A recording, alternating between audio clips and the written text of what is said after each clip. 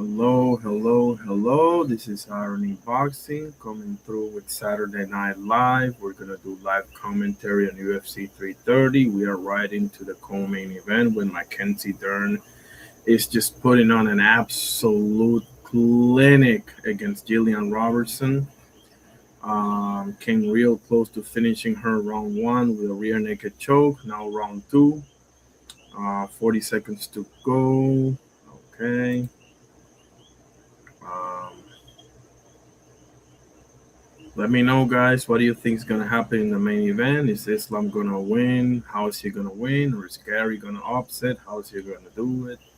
Let me know. Who you got? Okay. Right now, Dern is trying to adjust top position, see if she can get a mount, or at the very least a half guard. Oh, seems like she's mounted her, right? Pause. Half guard, okay. Half guard, okay. Yeah, it's half guard. What happened? End of the round, okay. Now Mackenzie Dern. Oh man. Yeah, I know, Oscar, right? Bro, I thought Robertson was gonna pull off the upset, but I mean, there's still room to go. But El Carnal Oscar Perez, there's the link right there. Let me pin it and let me put it on the. Hang on a second. Let me pin that thing. Let me know who you got, Oscar, in the main event. Let me pin this thing. Oh, Garry by stoppage. Okay, one vote. Ooh, I love it. I love it. I freaking love it.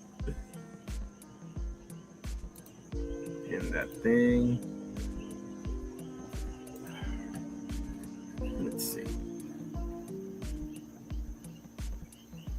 Okay, we're ready for round three. Okay, we got one vote over here. Islam by decision. Love it.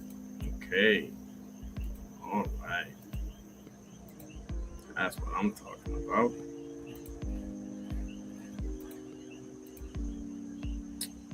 Okay, there we go. Pin. Okay, awesome. Uh-huh. Round two.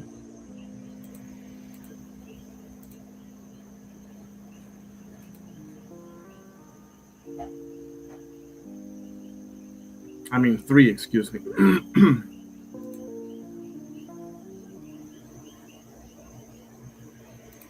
Okay. Nice body kick by Dern. Okay, they're striking. Trying to strike. Okay.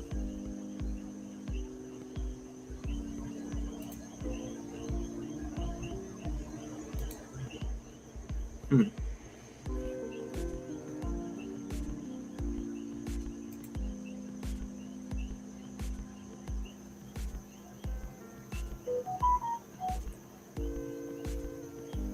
It's safe to say striking is not what they do best.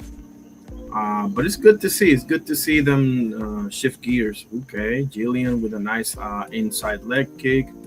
Overhand just missed. Mm-hmm. Uh-huh. Okay, they're clinching now. Jillian got one underhook. Mackenzie got one underhook herself. Nice knee. A few uppercuts there by Jillian. Okay, nice little short uppercuts there by Jillian Robertson in the clinch. You gotta get something going on if you're Robertson. I mean, come on, right? Like, god damn. You're down 2-0, and the first round might have been 10-8. Like, it was, oh my goodness, it was an ass whooping. So, okay, she said Dern got Robertson against the fence. She's got one underhook. She's trying to take her down. You gotta do something if you're Robertson. You either gotta stay on your feet, or you gotta try to. If they go to the ground, you gotta try to be the one on top, because clearly you cannot mess with this girl on jiu-jitsu. So you gotta try to be the one on top. Okay, nice right hand by Dern. If she got the upper hand on you on striking as well, it's over. Miss Robertson, I'm just saying here.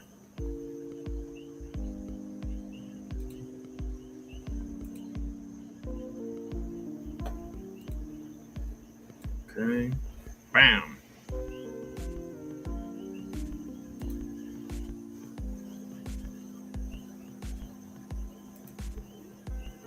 Mhm. Ooh, nice body kick by Dern. Okay, Dern showing up and showing out. Becoming a complete fighter, becoming an MMA fighter, as opposed to just a awesome grappler. Ooh, 1-2 by Dern. Nice jab by Robertson. Okay, front kick by Robertson. Blocked by Dern. Leg kick by Robertson. Jab feint by Dern. Okay.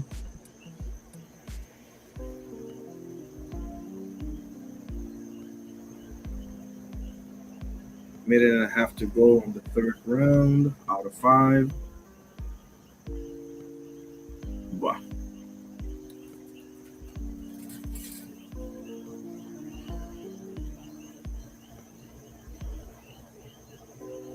Darren got this on the bag already, basically. Um, Plus, you're the challenger, Jillian. So you're the one that gotta push the action here. Lead left hook. Nah, yeah, she's for some reason not committing on her striking, Jillian. Right? Like she's maybe too afraid of getting taken down or something. And that's the thing. And speaking of the devil, here we go. Right to the ground, and guess what? Mackenzie Dern is on top. So, good news is it's only 45 seconds left. That's the only good news for Jillian. But you got 2 more rounds left. You got to get something going on. Go for it. That's all I can say, because you're losing this fight anyway. Like, there's no way for you to win a decision in this fight. No way. So might as well just go for it. What's the worst that could happen, right? Like,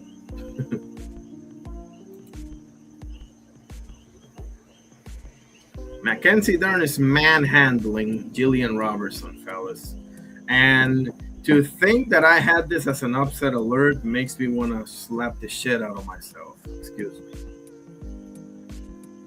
That's the end of the third round, and that's 3. Oh my goodness. Oh my goodness. I mean, this is as one-sided a title fight as I've seen, and I've seen them. Okay. This is shades of who can we say? Anderson Silva versus Forrest Griffin. It's different, okay, because it's one-sided on the grappling, but I mean, nevertheless, bro, like there's levels to this. There is levels to this thing. So, oh boy. Jillian. Hello. Jillian, hello here. This is for all the marbles, dude. Like, go for it. This is the least you can do is go for it. Like, who cares if you get taken down at this point?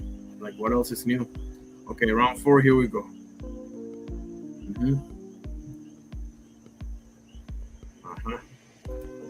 Here we go. Round 4, yes.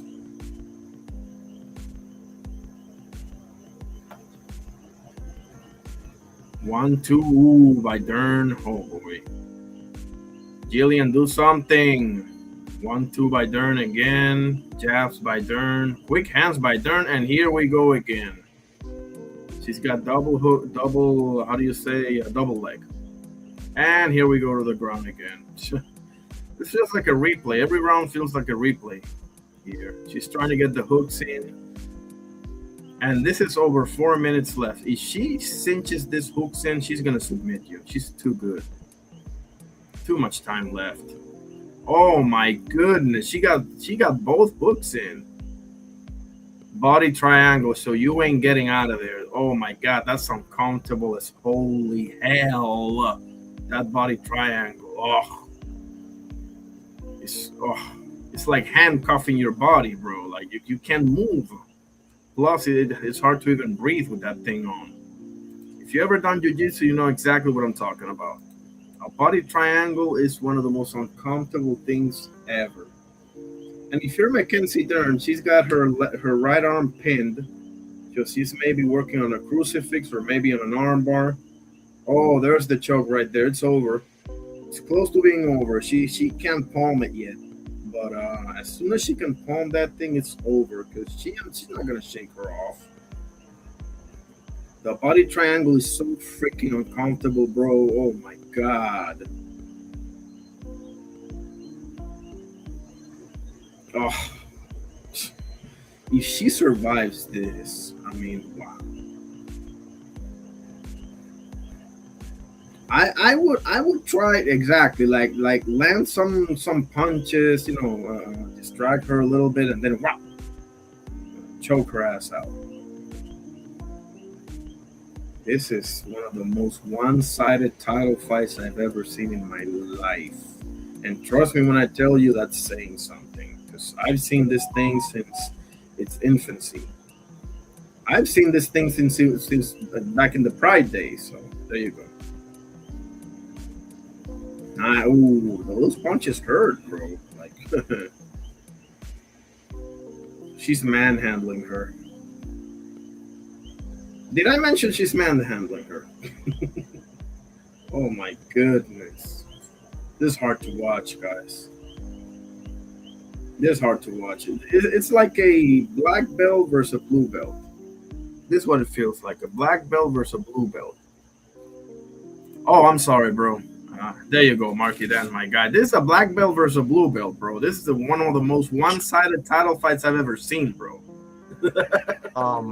Yeah, this is shocking. Usually, man, Jillian, she's trying to turn into that body triangle. She's gonna get herself fucked up. Yeah. I forget what they call that. It's not a twister, but I forget what they call it. Where I seen a dude try to turn into the body triangle, and like he just tapped immediately when the other dude like stretched him out. Like I think something was going on with his ribs. I don't know, but are you sure it's not the twister? it might be the twister. No, Yeah. it's like an inverted twister, but he didn't have like the arm. Oh, Jillian got on top. Okay. Jillian got on top. Wow. How did she get out of that body Mackenzie's trying to go for an arm bar, it looks like, though. Yeah. Yeah, but she ain't got the right position. That's a horrible position for the arm bar. Because Jillian can stand up. I mean, it's very hard. Unless she can turn, and flip, but it's very hard from there. No, I don't think so.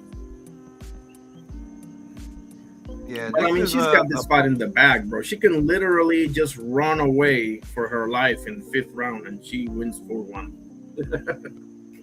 Yeah, this is a pretty shocking fight. When you have two top level grapplers, there's usually a stand up fight, but Mackenzie is completely just dominating. Exactly. You remember Frank Mir versus Nogueira? I was hoping for something like that, bro. Frank Mir versus who? Versus Nogueira. I mean, he ended up breaking his arm, but yeah. Yeah, I was thinking Colby Covington, Kamaru Usman. That's a good one too. That's a very good one. Nah, too little, too late, bro. She gotta go for it, man. I like that shit. You gotta do something. Go for it. Who cares if you get taken down? You got taken down the whole fight anyway. I mean, go for it. Do something, bro. Like I don't know. Yeah, pretty much.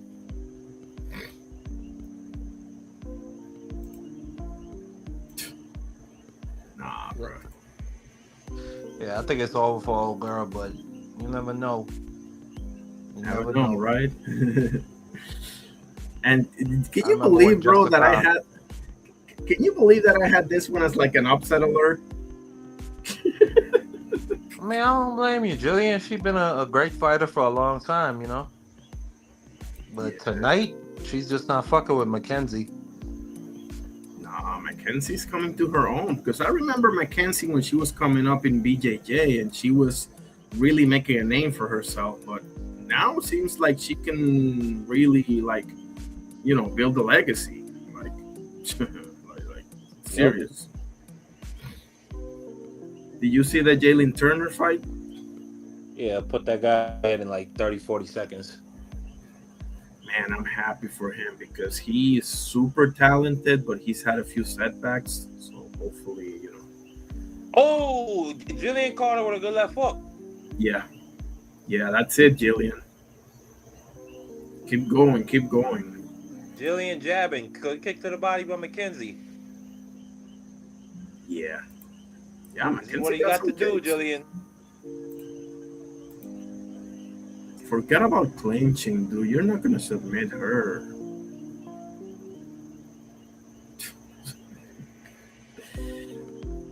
You gotta hit her with some shit, bro, and trying to sleep her. What's the worst that could happen?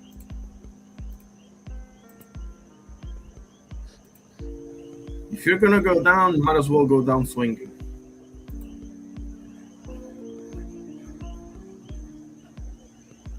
So who you got for the main event, bro? Oh, she got her down.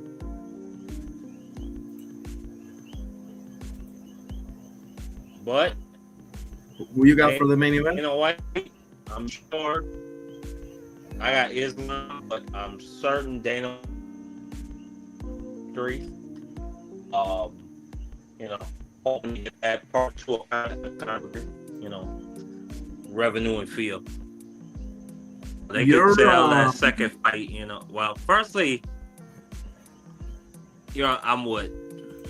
Okay, now I'm finally hearing you correctly. Go ahead. You were saying Dana White what? I'm sorry. Yeah, I said I know Dana White is probably praying for an Ian Garry victory. Why do you think that? You want to get that Conor McGregor part 2? Them Irish fans are maniacs. Oh yeah, there's no doubt about that. But I mean, I get it. I mean, they're starving for a superstar, and Shavkat was that dude, but obviously he's been through the ringer. So they need somebody because they all know that Alex is probably on the downhill. So what do you make people booing Herb Dean and keep hearing people just cry online? Oh, Herb Dean didn't get the shot. He called the shots to the back of the head. They should have stopped the fight and gave Alex Pereira time. Like, this is fucking telling my name. yeah, Firstly, the people are guy stupid, got dropped with a jab before any of the fucking shots to the back of the head. I mean, come on, bro. Dipper got back on his feet and just proceeded to get his ass whooped more. Exactly. And Herb Dean has been for 90, and I've seen so many fights officiated by Herb Dean, bro. I can confidently tell you 90% of his fights have been flawless work. But you make a mistake. He had that thing with Dan Hardy, that exchange and what have you, and all of a sudden you become a villain. But he's probably the worst. I'll say the worst fight Herb Dean ever had was that Robbie Lawler fight against Ben Askren. That was the worst, and it was it was when he had when Ben had Robbie and the Bulldog choking, and Herb thought Robbie went to bed, which I don't blame. I thought Robbie went to bed. Well, me too. That was a horrific night. That was a horrific stoppage, yeah. But you gotta remember, Ben Askren. I mean, it's easy to think about Ben Askren because of that 4-second knockout of Masvidal and whatever. But back then, Ben Askren was the real deal, bro. He was murking people back in what was it, Strikeforce? I can't remember. Irony, you keep going in and out. Oh shit. You're back now, Irony. You keep going. It'll be moments where you're talking and then you disappear and then you're back. Fucking straight. Jillian coming with the ground and pound in the last 30 seconds. This is too little, big elbows, but it's too little, too late. Absolutely. Unless she picks her up and slams her on her head, Mackenzie is going to retain her title. Easy work, bro. Easy. Where was all this fight earlier? Exactly, right?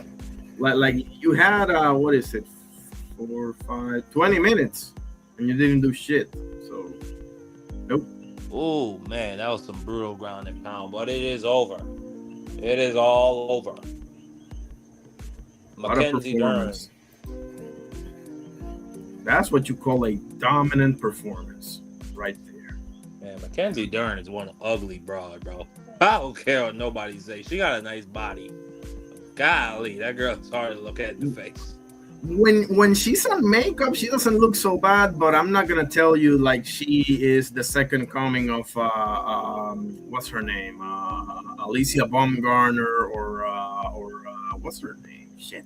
I'm looking at Zoe Saldana with this Lioness trailer. That ain't no Zoe Saldana right there. I'll tell you that shit. You look at Mackenzie Dern and you could tell that broad has been getting into fights. Jesus Christ. Exactly. But like I said, she got a nice body, so shout out to her. Oh hell yeah.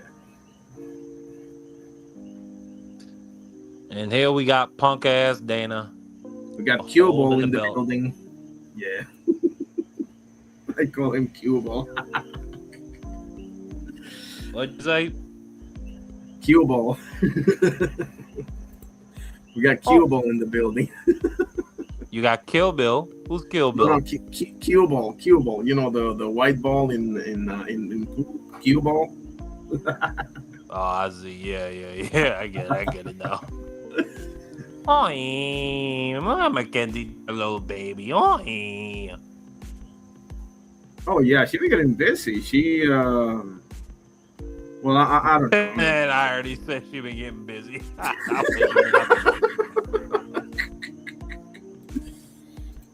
I tried to have a wholesome moment. You brought a cute little baby, and this man gonna bring up into the baby making process, man. You're a sick guy, Ernie. Oh man. What about Edson Barbosa, bro? 39 fights in the UFC, bro. My goodness. I gotta do a post. Legend. And he had hellacious fights with Tony Ferguson and Justin Gaethje and Khabib and you name it, bro. Like, wow.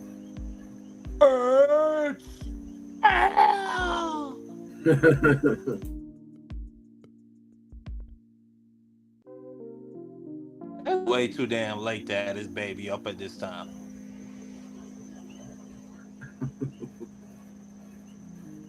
Yeah, Joe Rogan. Man, that's a nice watch Joe Rogan got on. That's that podcast bread. Shout out to him. Yes, sir. Yeah. And the Trump cocksucking bread. I'm sure you get paid for that. I was just about to get to that. Like, drop the orange, boy, man. You're too cool for that, Rogan. Come on, man. Drop him like a bad habit, bro. You don't need him anyway. And he keep doing this thing where every time, like, he'll act like he's never heard about some crazy shit Trump did. He's like, what? Yeah, bro. A dozen frosters? What? His sons are getting hundreds of millions of dollars in defense contracts? What? He to put his fucking name on the Kennedy Center? What? We're in a war with Iran? Yeah, bro. Like, you ain't fooling I get to the point. I can't stand Joe Rogan when it comes to Trump anymore. And that's the thing. Like, I used to follow that man religiously. Not only when he did, yeah, man. Like he did. I saw so many podcasts of him. Not only like fighters, but also when he did like science stuff, and it was very interesting, man. But, my thing is the Joey Diaz podcast. Those are the funniest fucking like literally. I remember I used to work in a produce freezer. And I would just download the whole podcast and be dying the entire shift. Joey Diaz talk about the craziest shit ever. About he took a Joey Diaz talking about Joe Rogan. I took a shit this one time. I couldn't make it to my bathroom, so I had to take a shit outside. And I went up against the wall and scooted my ass. And it looked like a guy got shot in the head. It was just a splatter. And then some old lady came outside. She saw it and she ran back inside. She thought it was a fucking bear. Dude, those fucking guys, they used to have me crying. Patty getting fat again? Come on, Patty. Seriously, Patty the fatty again? Come on, man. Well, you already know. Patty got that. Just when I I forget what started they to call. like him, man. Just when I started to like him, he He does got this that shit. genetic disease, man. That shit that make him just bloat.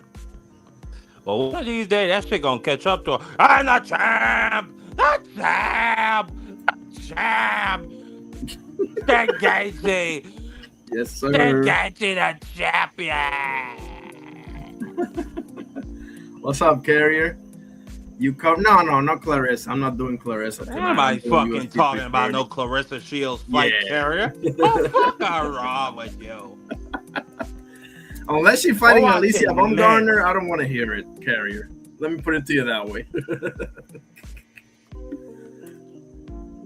We're Maybe watching the Michaela. Islam Makhachev. We're watching the Dagestani Lord of Darkness taking on Ian Garry. And salute to you, Carrier. Thank you for coming through. Make sure to smash that like button on your boy Irony. I'm not. I'm. Here's my thing with Gary, bro. He's a fucking simp, man. I'm Why you sorry, say that? bro. Because he. What was the thing? Like his wife, the nutritionist is his wife ex, and he took the dude's name. Like Machado is his last. I mean, I don't know, bro. Like that Huh? whole thing. Yeah, man. Trust me, something like that. If I'm off, it's not by a lot. Now that's his problem, not mine. But I just can't rock with that shit, man. Like I don't. How you gonna take some other dude's name? That And sounds crazy as hell. bro, tell me about it. Like, Ian legally added her maiden name Machado to his surname to unify. yeah, look it up. I swear to you, bro. Like, it's some crazy ass shit. Some But shit her Anthony name would is do. Layla Anna Lee. Her name is not Machado. What the fuck? Right. So he, see what I mean?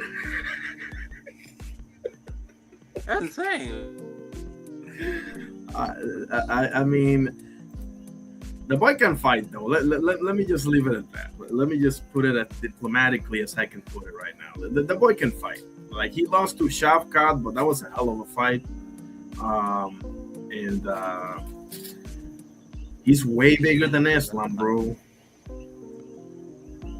Oh, they got the real Spider-Man leading an uprising. Yeah.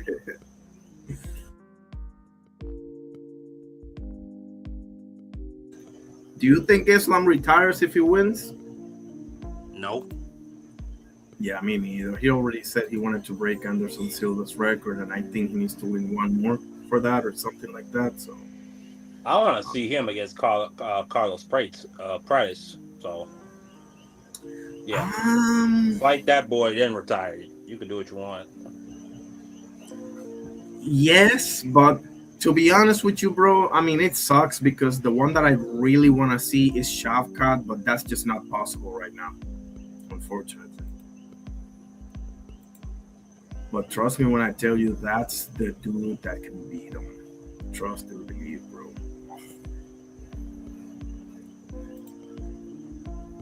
I gotta give it to him, bro. They are really promoting Garcia and Conor Ben, bro.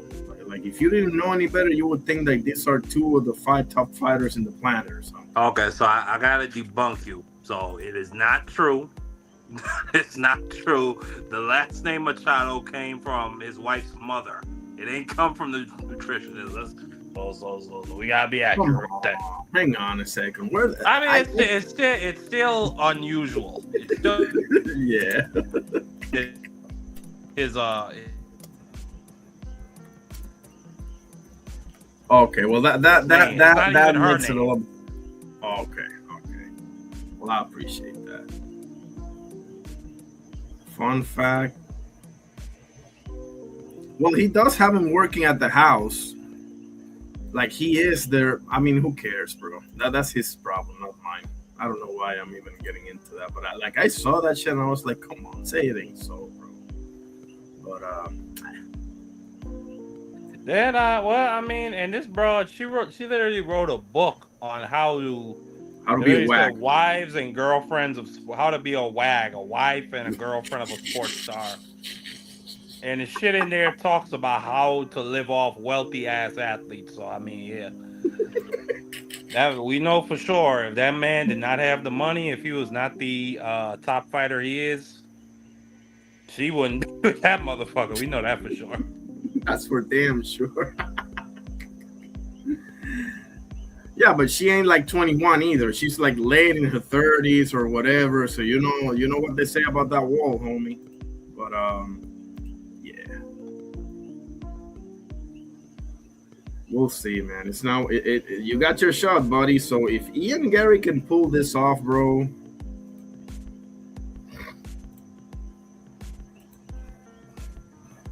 we know Connor will be celebrating his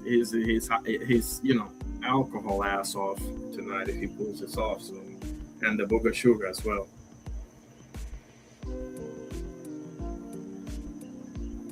Absolutely.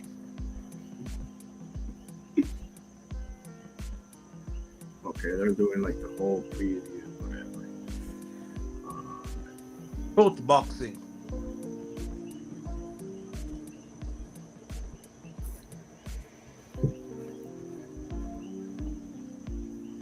Oh yeah, I forgot he trains at SBG, which is where Connor used to train, or where still trains. I don't know. Straight Blast Gym. You know, he trained with Charles Oliveira too, for to like improve his jiu-jitsu and ground game and shit like that. So we'll see. We'll see. I wouldn't be surprised. No. Charles, one of the greats.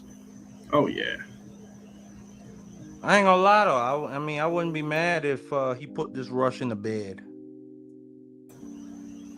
yeah. I'm like striking. I would say Gary has the striking at a because I gotta give it to Islam too. It's not that big of a margin, but I'll give it to him 60-40 pretty comfortably because he's way bigger than Islam. When they did the face off, bro, like you know, a good 3-4 inches of height. So that's something to behold. Because if you look at Islam at lightweight, he wasn't really smaller than anybody. You know, he wasn't smaller than Charles or Poirier or who else did he fight? Even Jack Della Maddalena, the guy that he beat to get the welterweight title, he wasn't that much bigger than Islam. But this guy is big, bro. Like Ian could be a middleweight. He's like 6'3" or something. So he's just lanky. And Islam's got that Khabib humor, you know, where he's funny without even trying to. Like, and I gotta give it to the Dagestanis. You remember we were talking about Dane the other day about the Gracie's failure to evolve, and the Dagestanis are a perfect example because they don't just wrestle. Like, they can really strike. Like, you can tell they really worked on it. Like they've developed themselves into complete mixed martial artists. And I'll say it again: the best of them all is not even Islam; it's Usman Nurmagomedov. People just don't know him as Yeah, well. that's what I was about to say. Usman is a real striker. Oh my goodness! Like he strikes like Carlos Condit or like prime Conor McGregor. You know, it's just or prime Lyoto Machida, rather I should say. Like some serious stuff.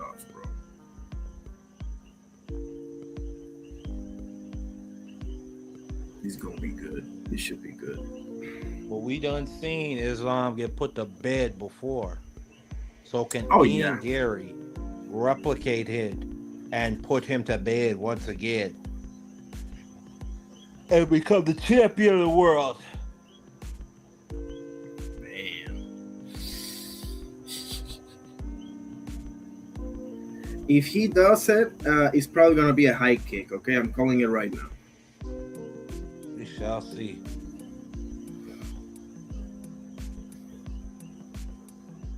Because I don't see him catching him with like a knee coming in or something because they are really good timing those takedown attempts. Like they know what they're doing. But okay, here we go.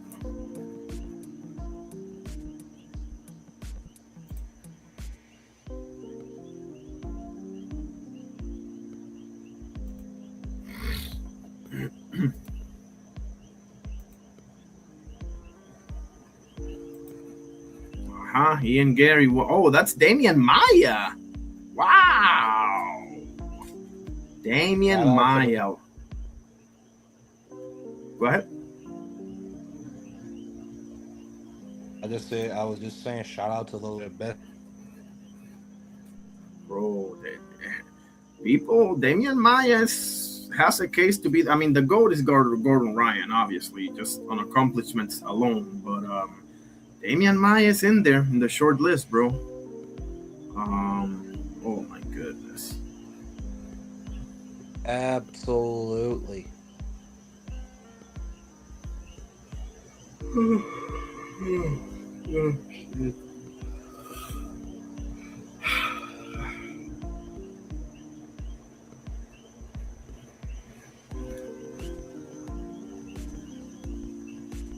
Okay, enough kissing.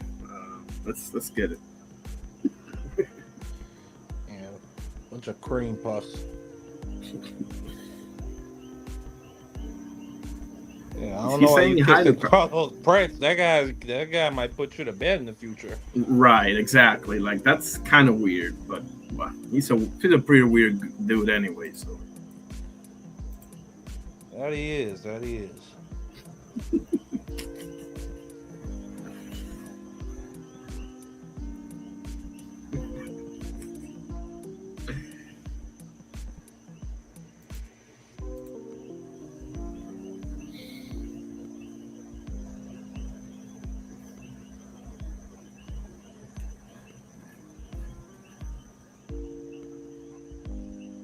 we should arrange to do a politics stream together one day. I mean, we kind of do it when I can pull up and everything, but it would be nice if we can arrange something and we can just have at it. Absolutely. I ain't got no problem with that, brother. You already know. Just let me know whenever we doing it. For Because sure. I mean, your work schedule, it seems like you work pretty late. Oh yeah, And I usually get off or want to start it. yeah. It's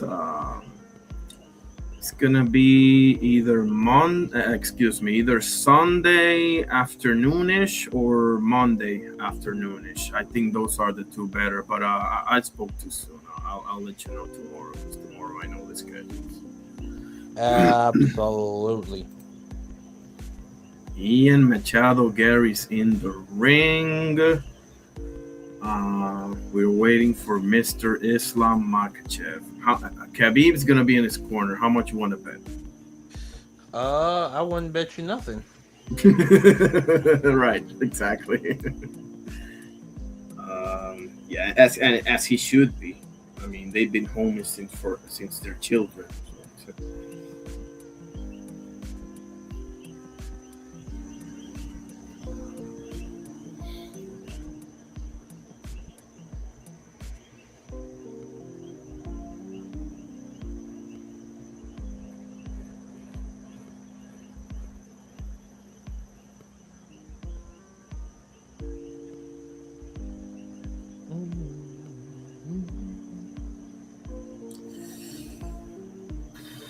That you see place the is packed out. surveys.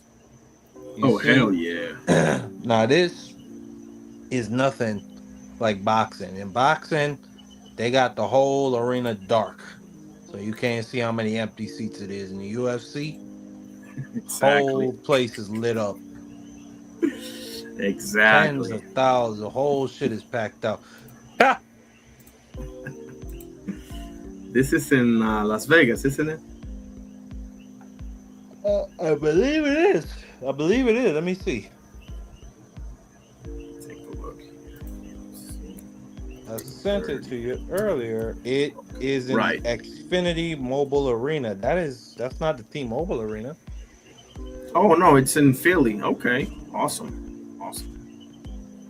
That's what's up. That's what's up. Shout out to Philadelphia. Hell yeah. All right, man. There's the Come whole on, get in field. the ring. Let's go. Let's go. Let's hear Bruce Khabib. Buffer.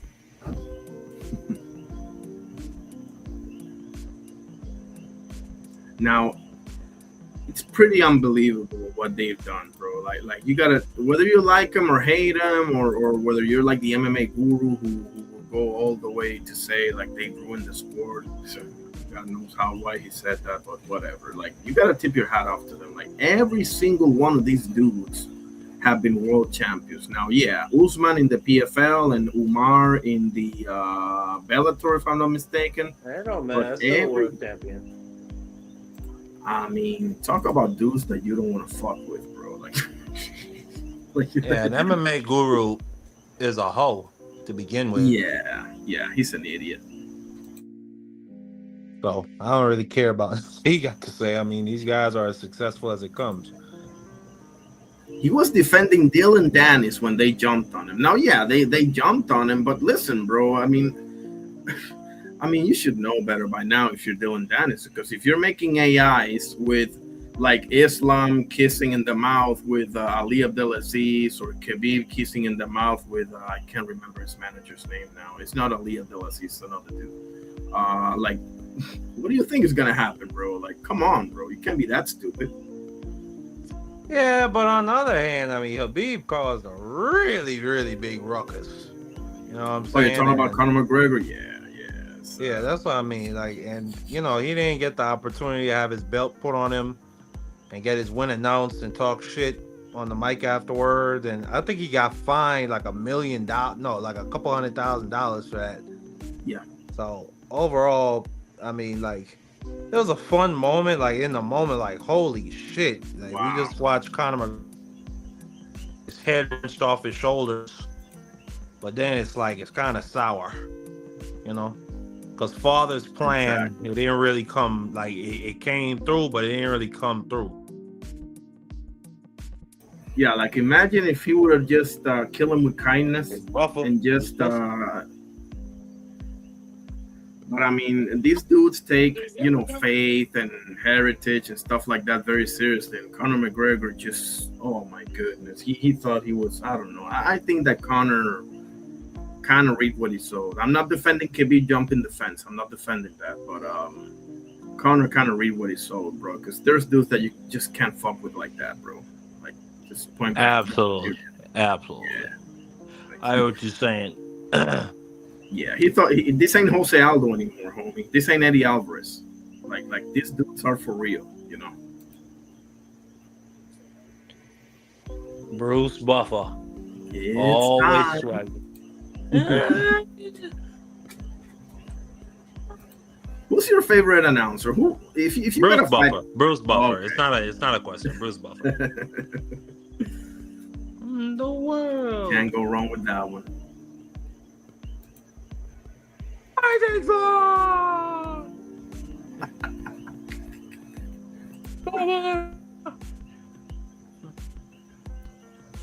Oh man, I can't wait. I'm feeling those jitters. Damn, I don't even have a dog in this fight. Not really.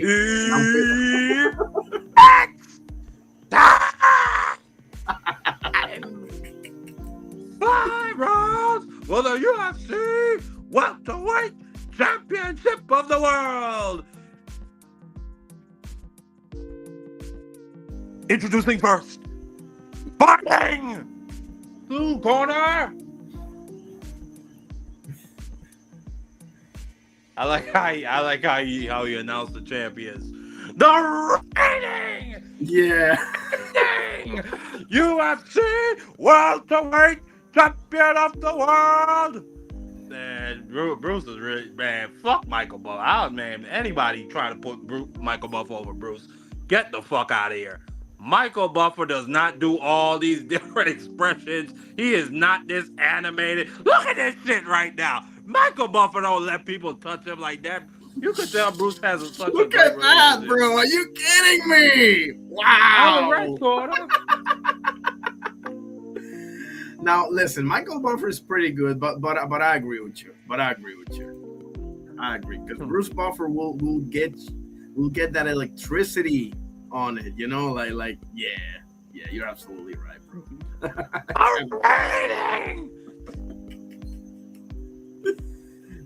Raining the finding.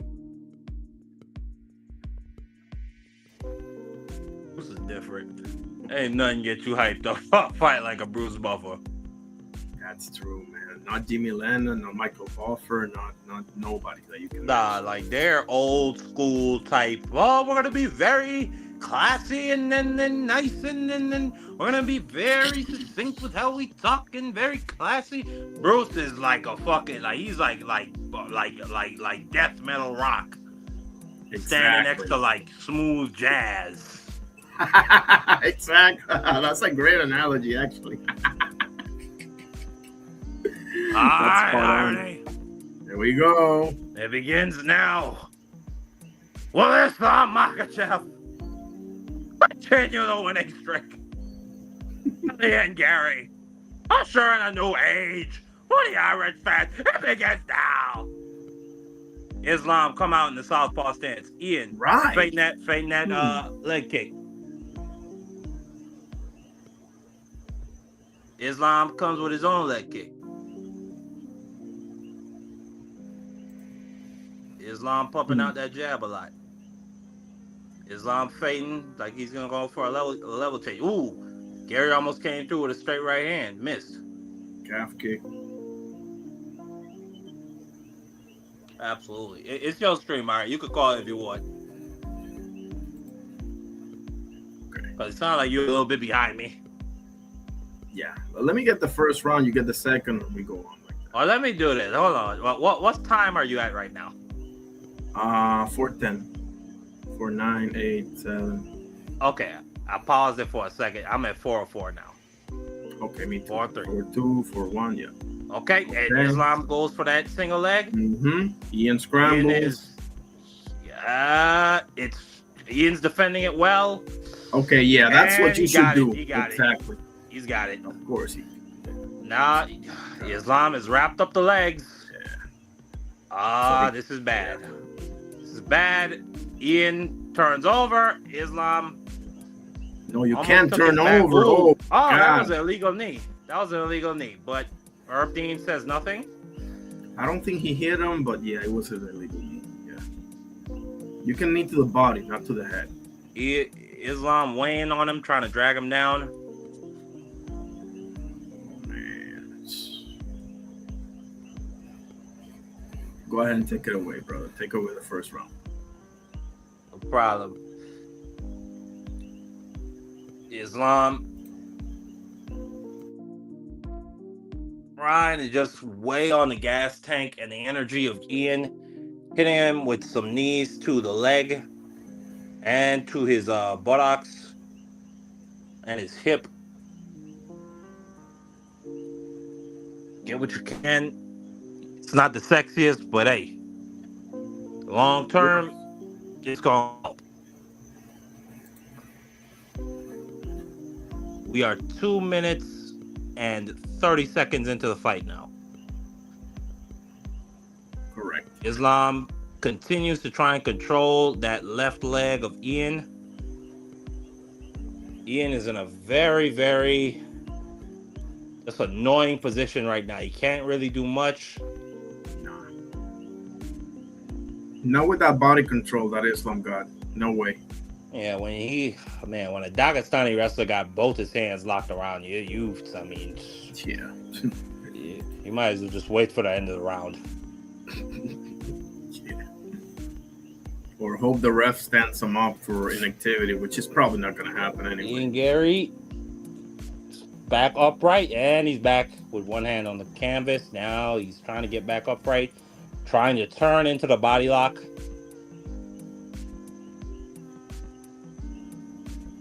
I mean, Gary's not doing so bad considering, but he's getting dominated nevertheless. Yeah, he's not really able to do anything. Ian's fight is clearly on the distance, standing up. Clearly. So I'm trying to drag him away, Ian. So back to the fence. There you go, Ian. Ian, you need to address the hands. Yeah, try to break that fucking grip, bro.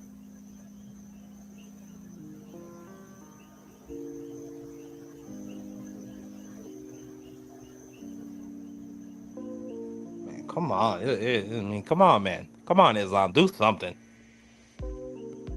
Fucking pick him up or do something, man. I mean, come on. Let's get some action.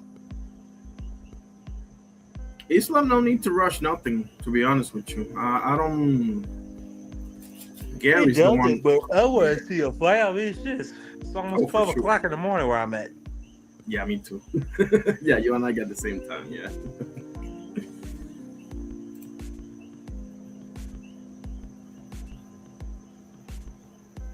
And Ian Garry inside, get both hands inside the grip, and potentially turn.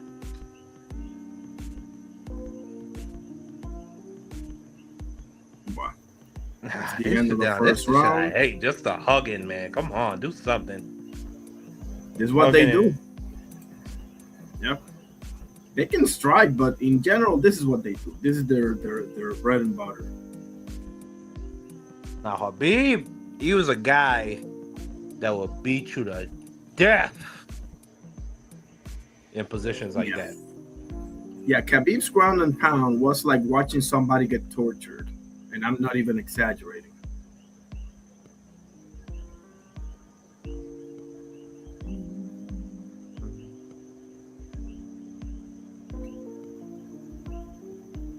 Don't let this guy get confidence. Sure, no problem.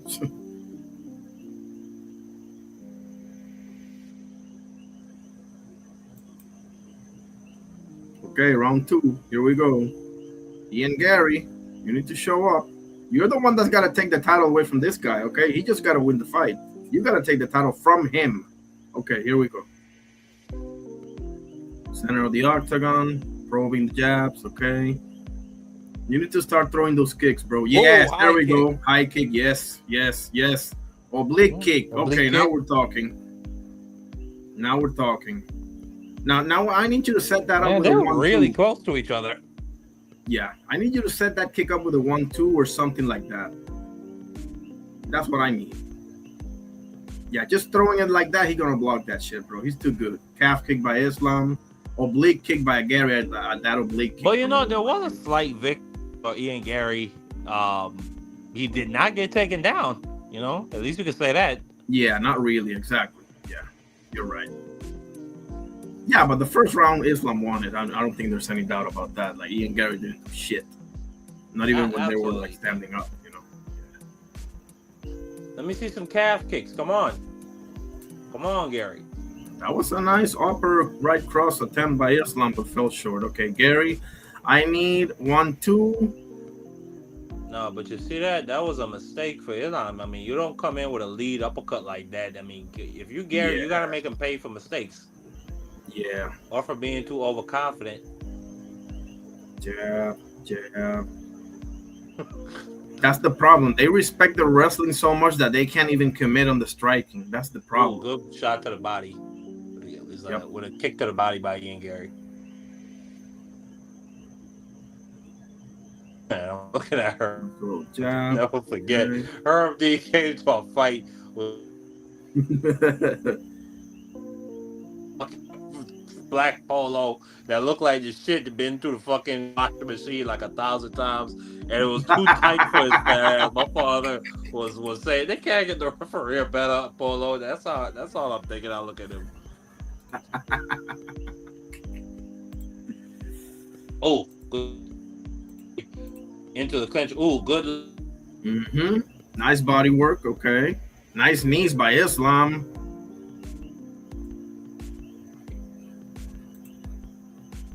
Ian Garry. Interesting. You rarely see Islam being the. Oh, high kick by Islam. Are you kidding me right now? Oh my God! Wow. Get in, Garry, recover. Oh my goodness. Is he gonna beat you at your game? Really? That will be the icing on the cake, bro. Wow. That was a judo toss by yes. Islam. And now, oh my God, he might get him in a crucifix. Yeah. Nope. Ian Garry gets the half guard. Arm triangle. No. He's probably gonna. Yeah, he's probably gonna try to pin his left arm with his leg. I think he's on the wrong side. Yes, he is. Right. Exactly. It was going so well until it wasn't. He's on side control. Bad fucking news for you, Garry. Exactly, Oscar. Exactly, Oscar. Yep.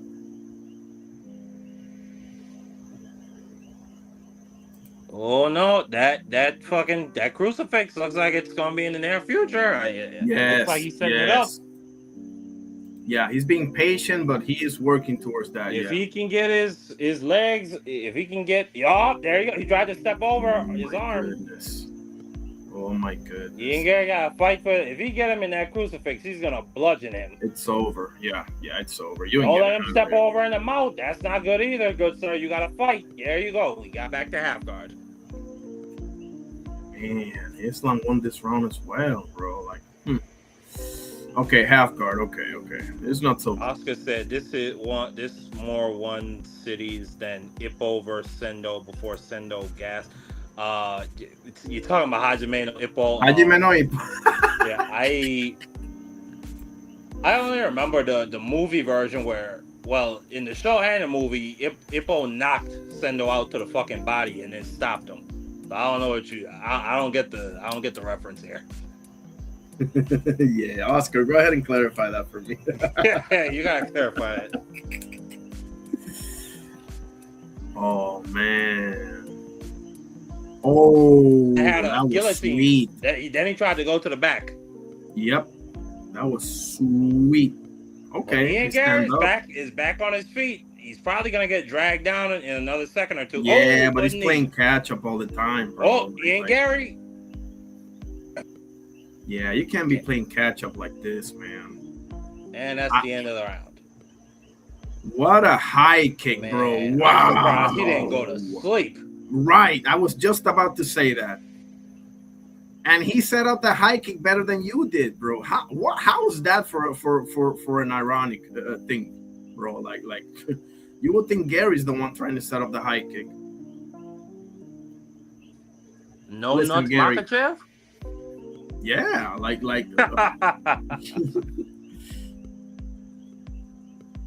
Garry, you got 3 more rounds left, bro. You're down 2-0, so you might want to start like going for it. Maybe not now, but from round 4 on.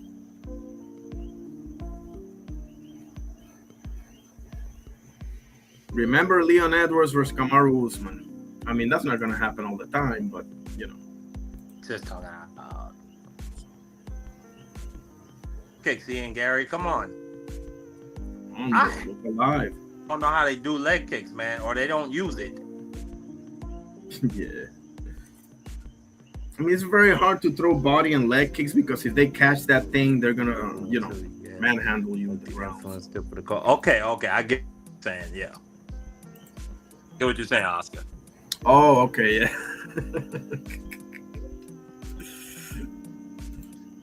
Appreciate you, Oscar, for sure. Calf kick by Islam. Those hurt like holy hell. Jab by Garry.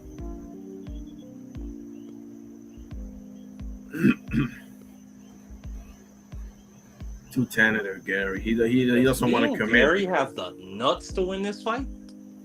That right? Like Makachev tried to come with a straight left. More of a looping left.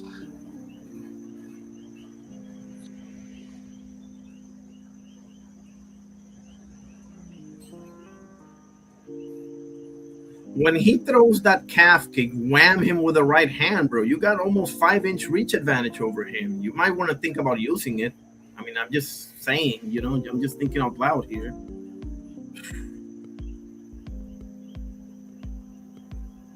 You can tell he's more worried about not getting taken down than doing anything.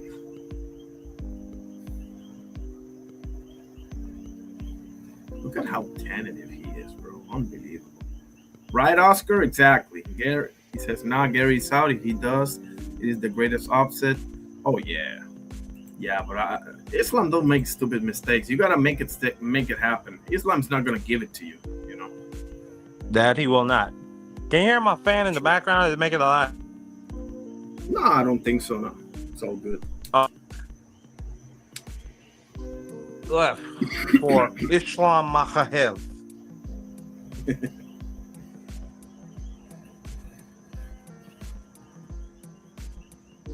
lot of fencing going on right now. Jab for Ian Garry. Yeah, exactly. Fencing, exactly. That's the right word. And here we go. Islam on the single leg. And takes him down. Drops him to Well, his of butt. course he did. Well, of course he did. This is just a methodical, Yeah. typical Dagestani time. Oh, but Ian Garry gets the back. Nice switch. That was a good switch for Ian. Oh, and Ian with a couple shots. If you can find a way to be the guy on top, you can get them because the wrestlers can't do shit on their back. Wrestlers are all about controlling the opponent. I mean, But that's a big if, yeah, obviously. yeah, yeah.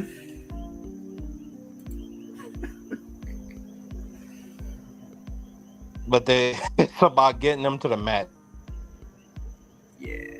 Yeah, that's the one of them. For a guy like Islam or Habib.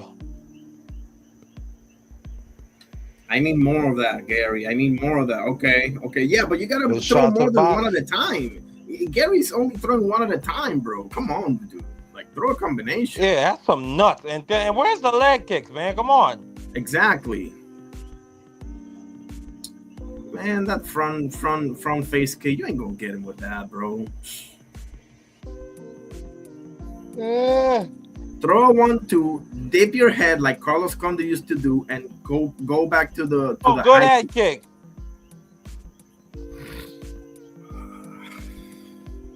That looked like it landed. Yeah. I need something. Come on, Gary. Box a little bit. Okay, there we go. Oblique kick. I guess his front leg doesn't do much. Yeah. I don't know whose round this is, just being honest. I really don't. Because, yeah, Islam had the takedown, but Ian got right back to his feet and even reversed it for a second there. That's true. This might be an Ian Gary round. Yeah. That's a good point. And, you know, But good body kick. if it's up in the air, you know they're gonna give it to the champ. And More rightfully than so. likely, yeah. Like it's not as clear as day that Ian Gary won Good either. spinning back kick. Yeah.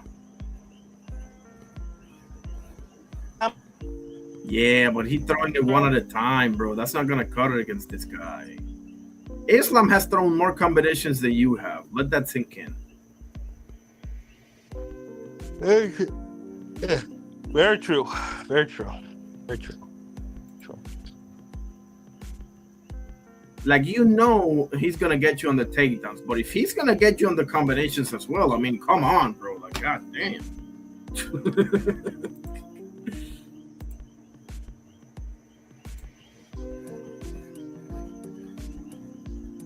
Dane Christensen, how you doing, brother? He says wrestlers like Islam can absolutely fight off his back. It's just, well, I'll explain that in a second. It's just the fact that he never wants to be there, which I understand. You never ever want to be in your back in a fight, my brother. Yeah, but that's where jiu-jitsu comes in. Like jiu-jitsu is made for you getting out of uncomfortable positions and being able to generate offense using your opponent's strength against them. Wrestling is different. Wrestling is all about controlling your opponent. So wrestling, the wrestler's kryptonite is having them on their back. They don't really train for that. To be honest with you, he may be the exception, but by and large, wrestlers don't really train for that scenario. But I got you. And God bless you, my brother. Great to see you as always, my Viking brother. Okay, here we go. Round, what is it for? Okay, Gary, now's the time, bro. Wakey, wakey. Okay, that oblique kick scoring, but okay, I need more than that.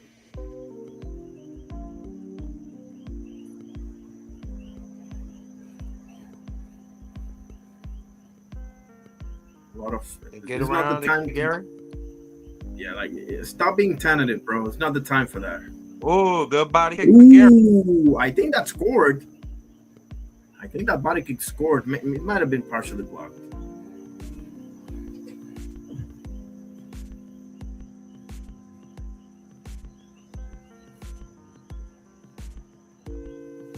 Bah.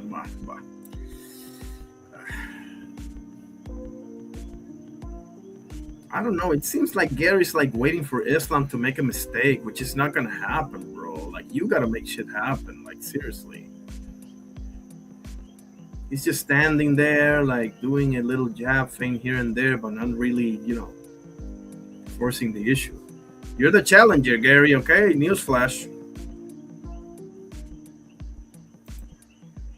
What?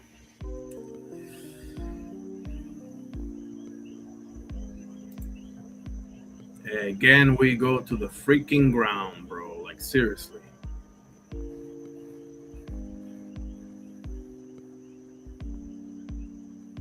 Okay, he's scrambling. He's scrambling. If you can find a way to go, no, man. See how he pins the leg? They know exactly what they're doing, bro. Unbelievable.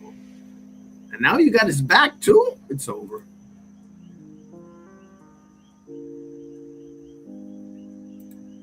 He says fights are won and lost in the transitions. Exactly. I wrestled in college, so yes, I was taught to fight like your life depends on it. You're gonna get close to being your back. I don't disagree with you. I appreciate it. Granted, Islam is world class without a shadow of a doubt. Not a shadow. Islam is the number one fighter in the world right now. I don't think there's any doubt about that. Like him or hate him, whatever. It doesn't even matter. He is the best.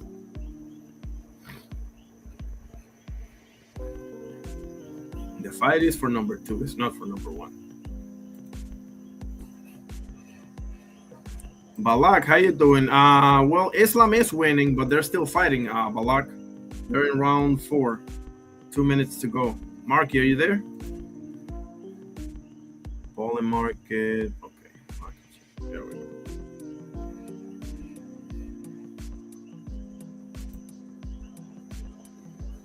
Wow.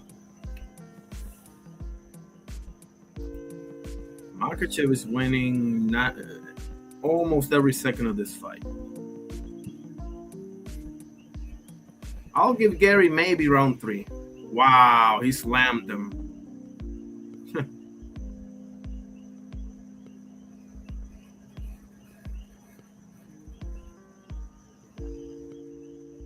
Unbelievable, bro. You gotta tip your hat off to them, bro. They dominate this sport. They do. And just wait until Usman shows up into the scene, bro. You guys ain't seen nothing yet. Wait until Usman Nurmagomedov comes to the UFC. Oh boy. You won't. Oh, I'm sorry. I thought you were there. Okay, there you go, Marky. Then I'm sorry, my bro. I don't know what happened. StreamYard acting up.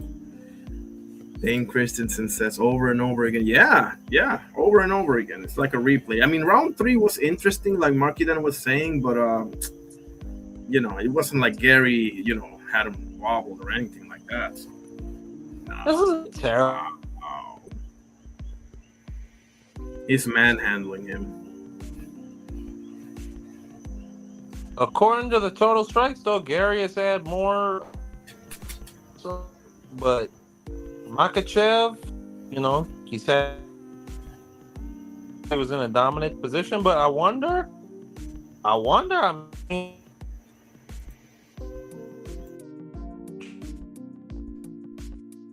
like that much. And here he's in a dominant position, but still, Garry is striking.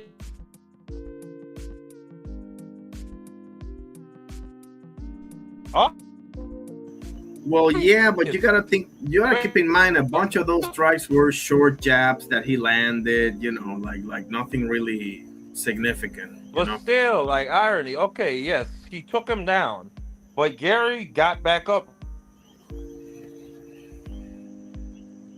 You count? No, that's true. Do you favor sport? Do you favor a few seconds or 20 seconds? Or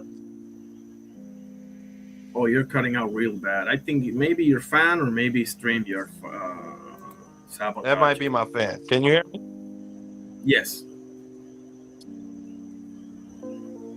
We'll see what that. No, hold on. Give me 1 second. Don't keep me backstage for an hour. 1 second. Yeah, no.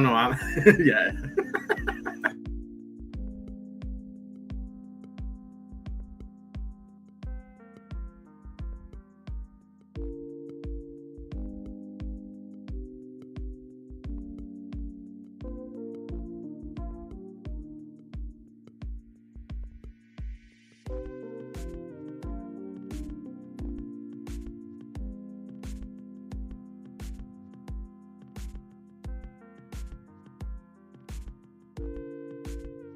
Round 5, fellas. Round 5. I got Islam 3-1.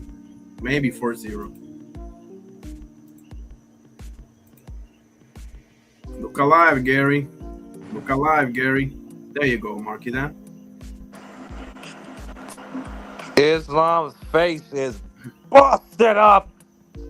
Yeah, it is for sure. It might really come down to this last round. It probably won't. Islam is probably might be leading 4 rounds to 0 or 3-1. But there's a chance it might come down to this final round. Could be. Islam Could be. was a little tired to me. Dane says, another point, remember, all the best strikers, more successful strikers in MMA, they all were awesome wrestlers who refused to be taken down. Chuck Liddell was a better wrestler than Tito. Yeah, that's true. GSP. That's GSP too. Yes. Absolutely. Another one that people sleep on was Kong Lee. It's just that his prime was in Strikeforce, not in UFC. Another one is Israel Adesanya. I don't think his grappling game gets enough credit. That's a good one, actually. Yeah. Come on. Let's see some action. And Islam tries to go for that leg kick. And Ian Garry grabs him by his man gooch. They get back to their feet.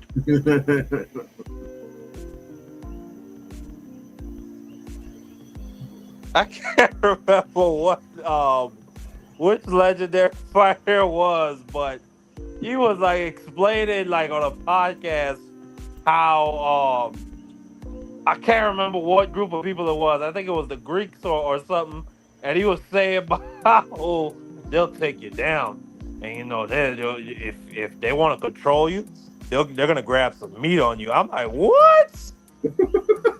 Pause. Oh, but Islam is in a great position. Yes, Islam might has finish both him. hooks in.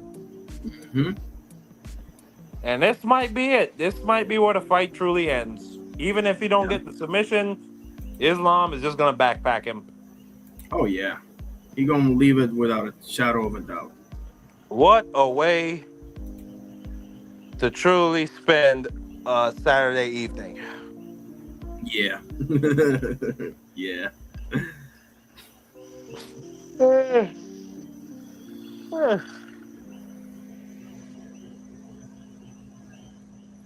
Well, cue ball's dream turned into a nightmare, right, Marky? Then say that again. Cue ball's dream turned into a nightmare with Ian Garry. You said that. You mean father's dream? Yeah. Yeah. That shit crazy. They got the man's.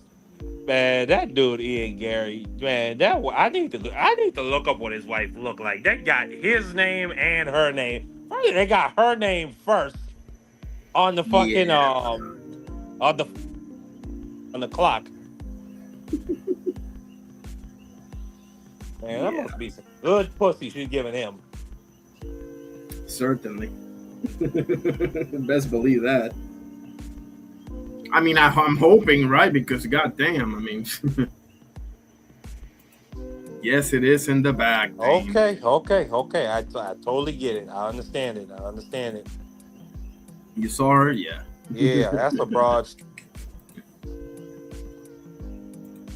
Some fine coochie.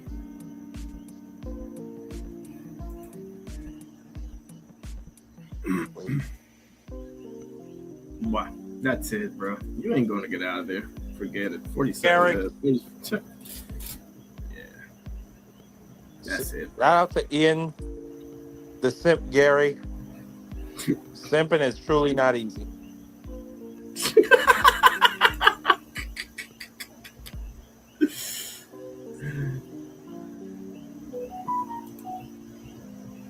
Man. I just sent you a picture. Check it out.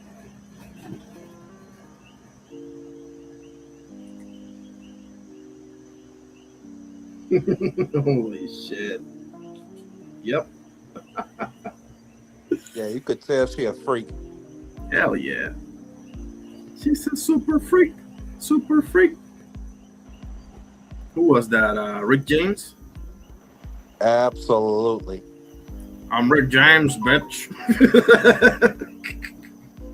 When the snow was Yeah, white and the loving was tonight. I love. I've seen so many like Dave Chappelle skits on him. Oh my goodness. I mean, I've seen him. I've seen the real thing. I'm a James Brown guy, but I'm I don't mind Mr. Rick James either at all. Yeah, I only know Rick James for the one song. I'm in love with Mary Jane. That shit is a bop, golly. Yes, sir. Puro Sur, what's up, buddy? Cause I can relate to it. Oh, shout out to my brother Pearl. Is you watching the fights, Pearl? I was watching the Isley and some other guy, but it was oh my god, it was Oh, you watching boxing? Or you watching MMA? don't remind me about the fucking fight. But anyway, what's going on, fellas? We We just just watched the saw. UFC. Yeah, we just Cool, saw a cool, boring cool. ass main event. That's what happened. Oh yeah, Yeah. all good. It's something to do, I guess. I mean, it's a pretty shitty way to spend a Saturday evening. I'll say that. There's shittier ways. Oh yeah. Yeah, true. Did you see the Orlando Brown Ray J fight, Pearl? I saw like I don't know, like a little clip when I was scrolling or whatever. Yeah, no, I did not. Thank the Lord. Yeah, yeah, yeah, yeah. Like They you should got pay like man. They should pay the fans for having to put to watch that fight. That was Yeah. terrible. I mean, like the little bit that I saw, like I'm not a big Jake Paul fan, but whatever, like fucking, he's gonna do him, whatever. But like, bro, like these guys give like Jake Paul, like make Jake Paul look like fucking Willie Pep. Willie Pep. Bro, it was just when I saw it, I was like, oh my god. But hey, man, whatever, bro.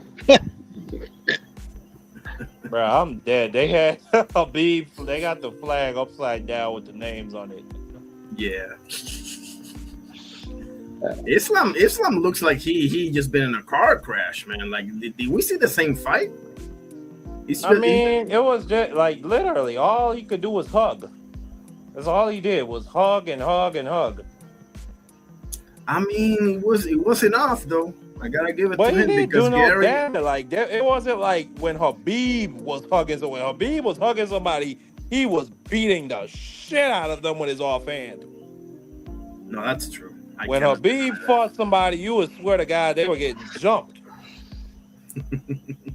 This What up, fucking Dave? guy is just a hugger. There's some good news though that came out today though. What happened? Oshaki and Navarrete, they agreed to the fight. Official. Awesome. Yeah. I saw that, yeah. Yeah, well, it's not official because they have a loose end with Charlie Suarez. So the way that they explained it on the telecast is that they're either gonna pay him aside or he's gonna drop one of the belts. Well, they need to just bite that bullet. Suarez is gonna fight Loma. Lomachenko. Yeah. Oh yeah. Yeah, I saw that Yeah, too. Lomachenko is gonna fight Charlie Suarez. And Hamza Shiraz is gonna fight Janibek. I saw that as well. Oh, I got John so- Bucks. So did you hear the news? Markidan, Puro, and Dane. If you cheat in boxing today, you get penalized with a title shot. Yeah, No that's shit. disgusting. Janibek deserves to be. I Sent don't home. think that guy- Sent home for a good while. He deserves to be sent home for a good more while. than a year, and the Yeah. fact he's being rewarded with a title shot is disgusting. He's a weight bully. He's missed weight repeatedly. He had 2 titles. Yeah. He popped dirty. He missed weight again. He's not as good as people think he is. Awful resume. Awful resume too. Yeah, Very I mean so. he's padded.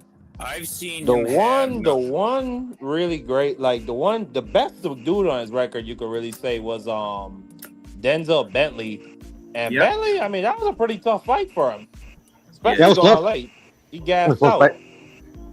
Well, It was a fight, though. I will say this about Janibek Alam Kanola is I was truly looking forward to him fighting what's his name, Adames? Landy Laura.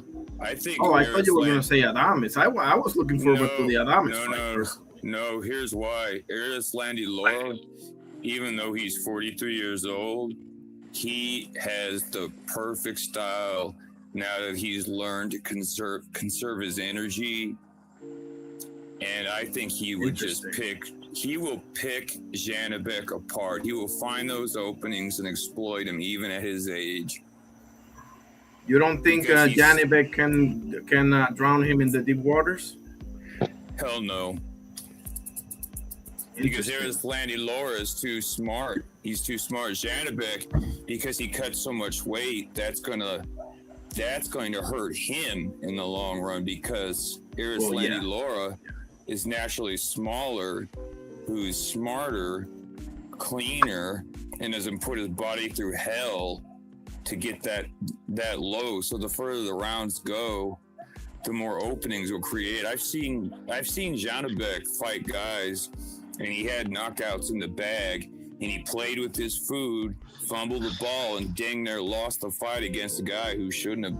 I mean, I just don't see it. Maybe I'm being biased, but I don't see him beating Laura. I do not. Now let me get you guys predictions. Let me get Puro first, Marky then, and then Dane on Hamza versus Janibek. Let me start with Puro. I think Hamza. Oh, go ahead. Oh yeah, I'll be quick. Marky, Hamza. Yeah, gotcha. I think Hamza's gonna put Janibek to bed. Dane? Hamza Shiraz versus... Oh, he's going to 168. Yeah. Hamza versus Janibek. Who you got? I'm going with Janibek. I am. Interesting. Okay. I got Hamza. I'll be the tiebreaker. I think size and length and Hamza. Right, it's 3-1. That ain't a tiebreaker. It's 3-1 versus Dane. Yeah. Right. It doesn't matter that I don't like him. It's just no. You completely. Well, I get what you're saying now. No, it's objective. Yeah.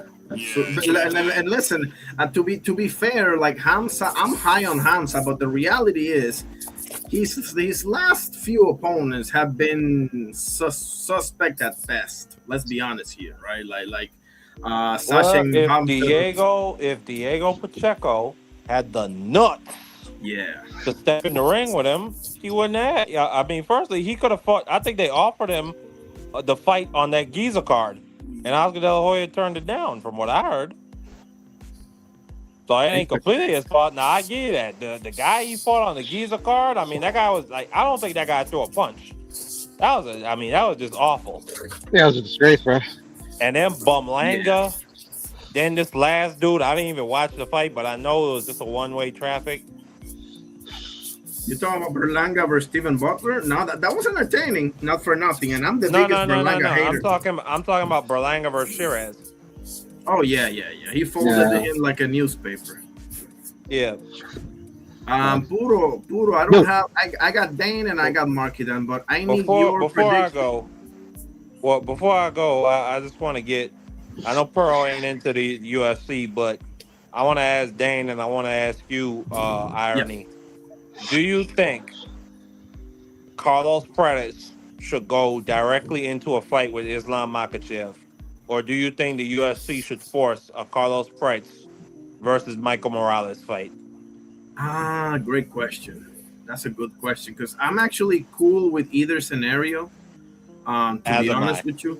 Yeah, like I don't mind either or, because I think Morales is really good too. But it sucks, bro, because Shavkat is the real deal, but whatever. He's out of the picture, bro. It is what it is. So I'm good with either or. If I have to choose, send him in. Send Prates with Islam. Yeah. Yeah, I think either fight is great, but I want to see Prates take on Islam. I want to see Islam go to bed. It'll be beautiful to see if Prates is the truth.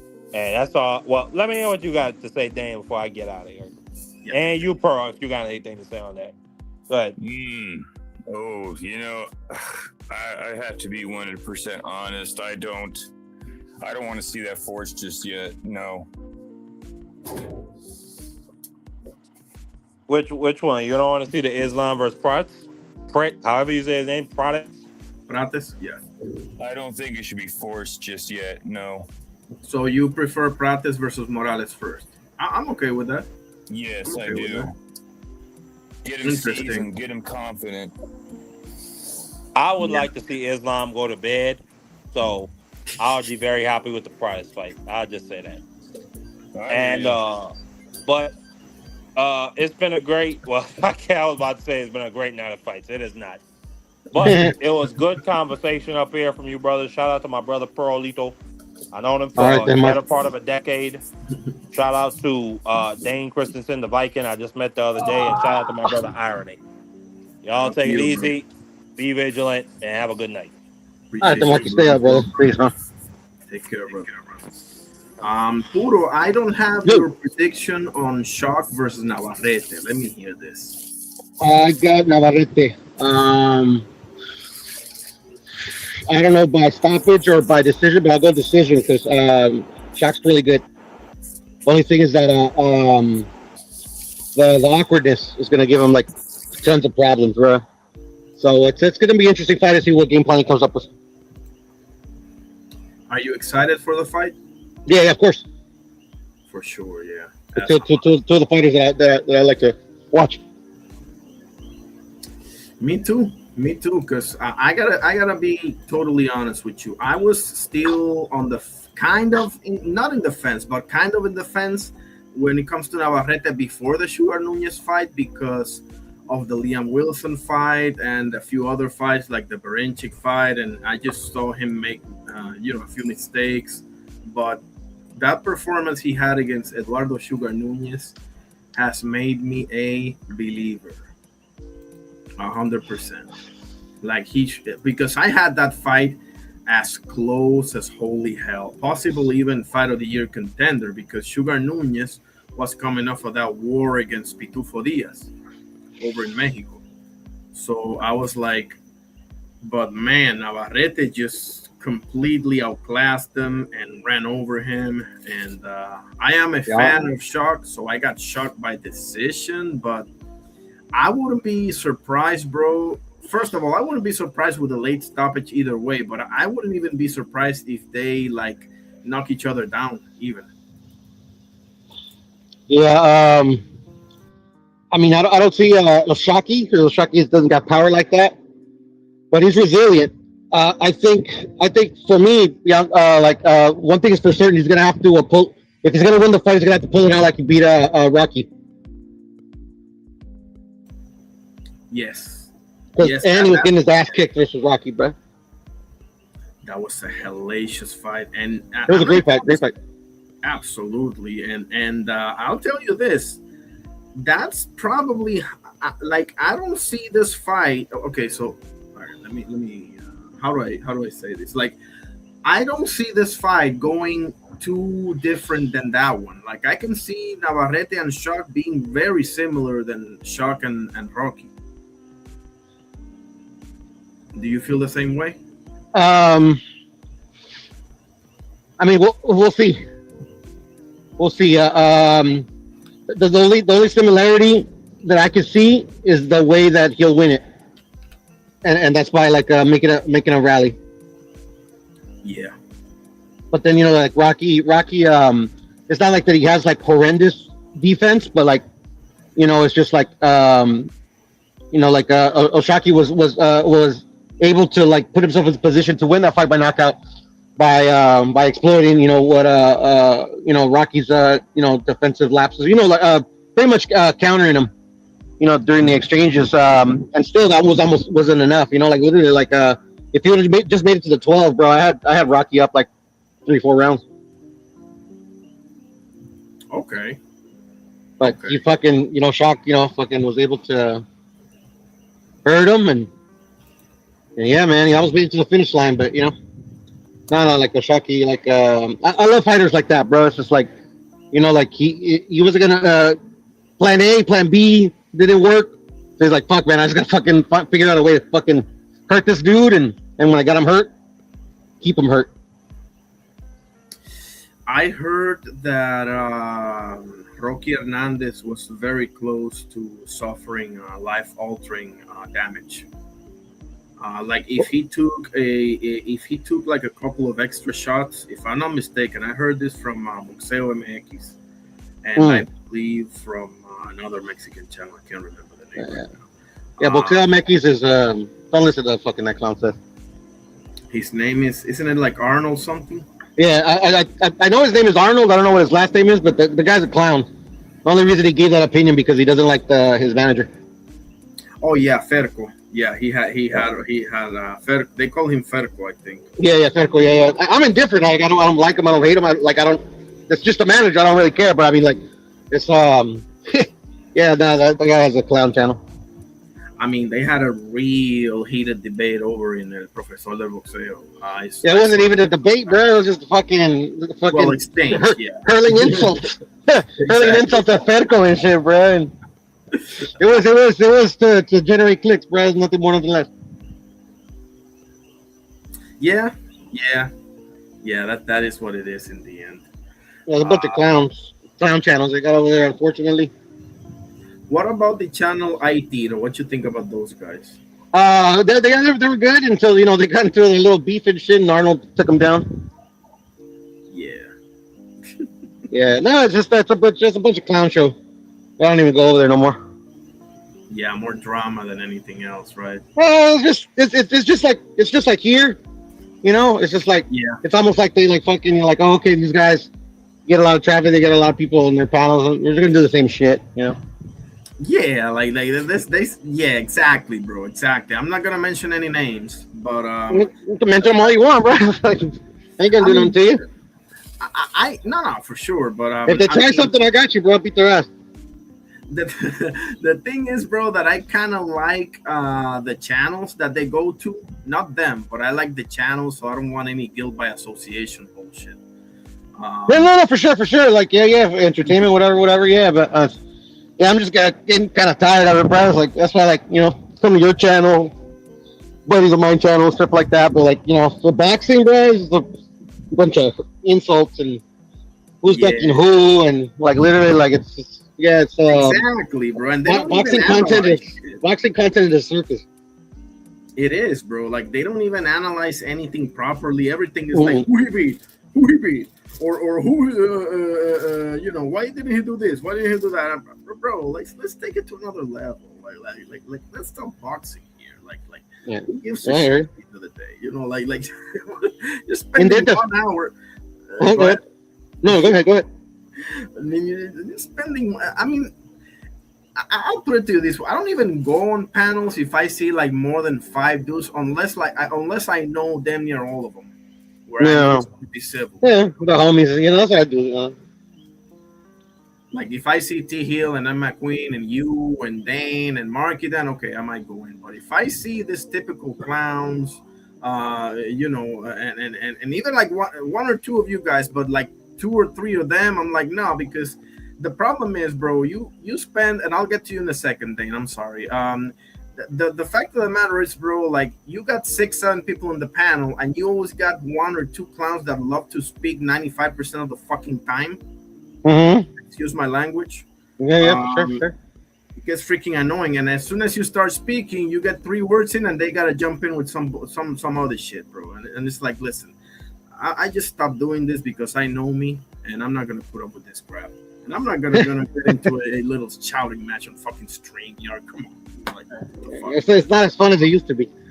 It's not at all, bro. Yeah, but whatever, man. I mean, in their defense, like especially when you're like talking about American boxing, what fights are there to analyze, bro?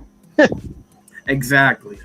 So in their defense, like fucking some of these guys are monetized, bro. They gotta pump out the content. Don't matter if it's crap or not. But anyways, Irony, thank you for having me, bro. I'm out. I appreciate you, bro. I'm almost out myself. Let me get your prediction on Loma Suarez real quick before you go. Oh, Loma Suarez and who? Loma versus Suarez. Oh, hold on. Loma versus Suarez. Loma easy. Yeah, I agree. Unless you shot to bits. Yeah, Charlie Suarez is not good. We'll talk with more time some other days. Just that I gotta get up early tomorrow, bro. But you already know you're my homie, and God bless you, bro. No, Simon. Okay, all right, fellas, I'm out. Peace. Take care. Dane, I got like 5-10 more minutes. Let me get your prediction on Loma Suarez, brother. On Suarez and Lomachenko? Yeah. Oh, it's going to be bad for Suarez. He's going to face somebody who has a skill set he's never seen in his life. It's just a matter of how much of a beating he's going to take.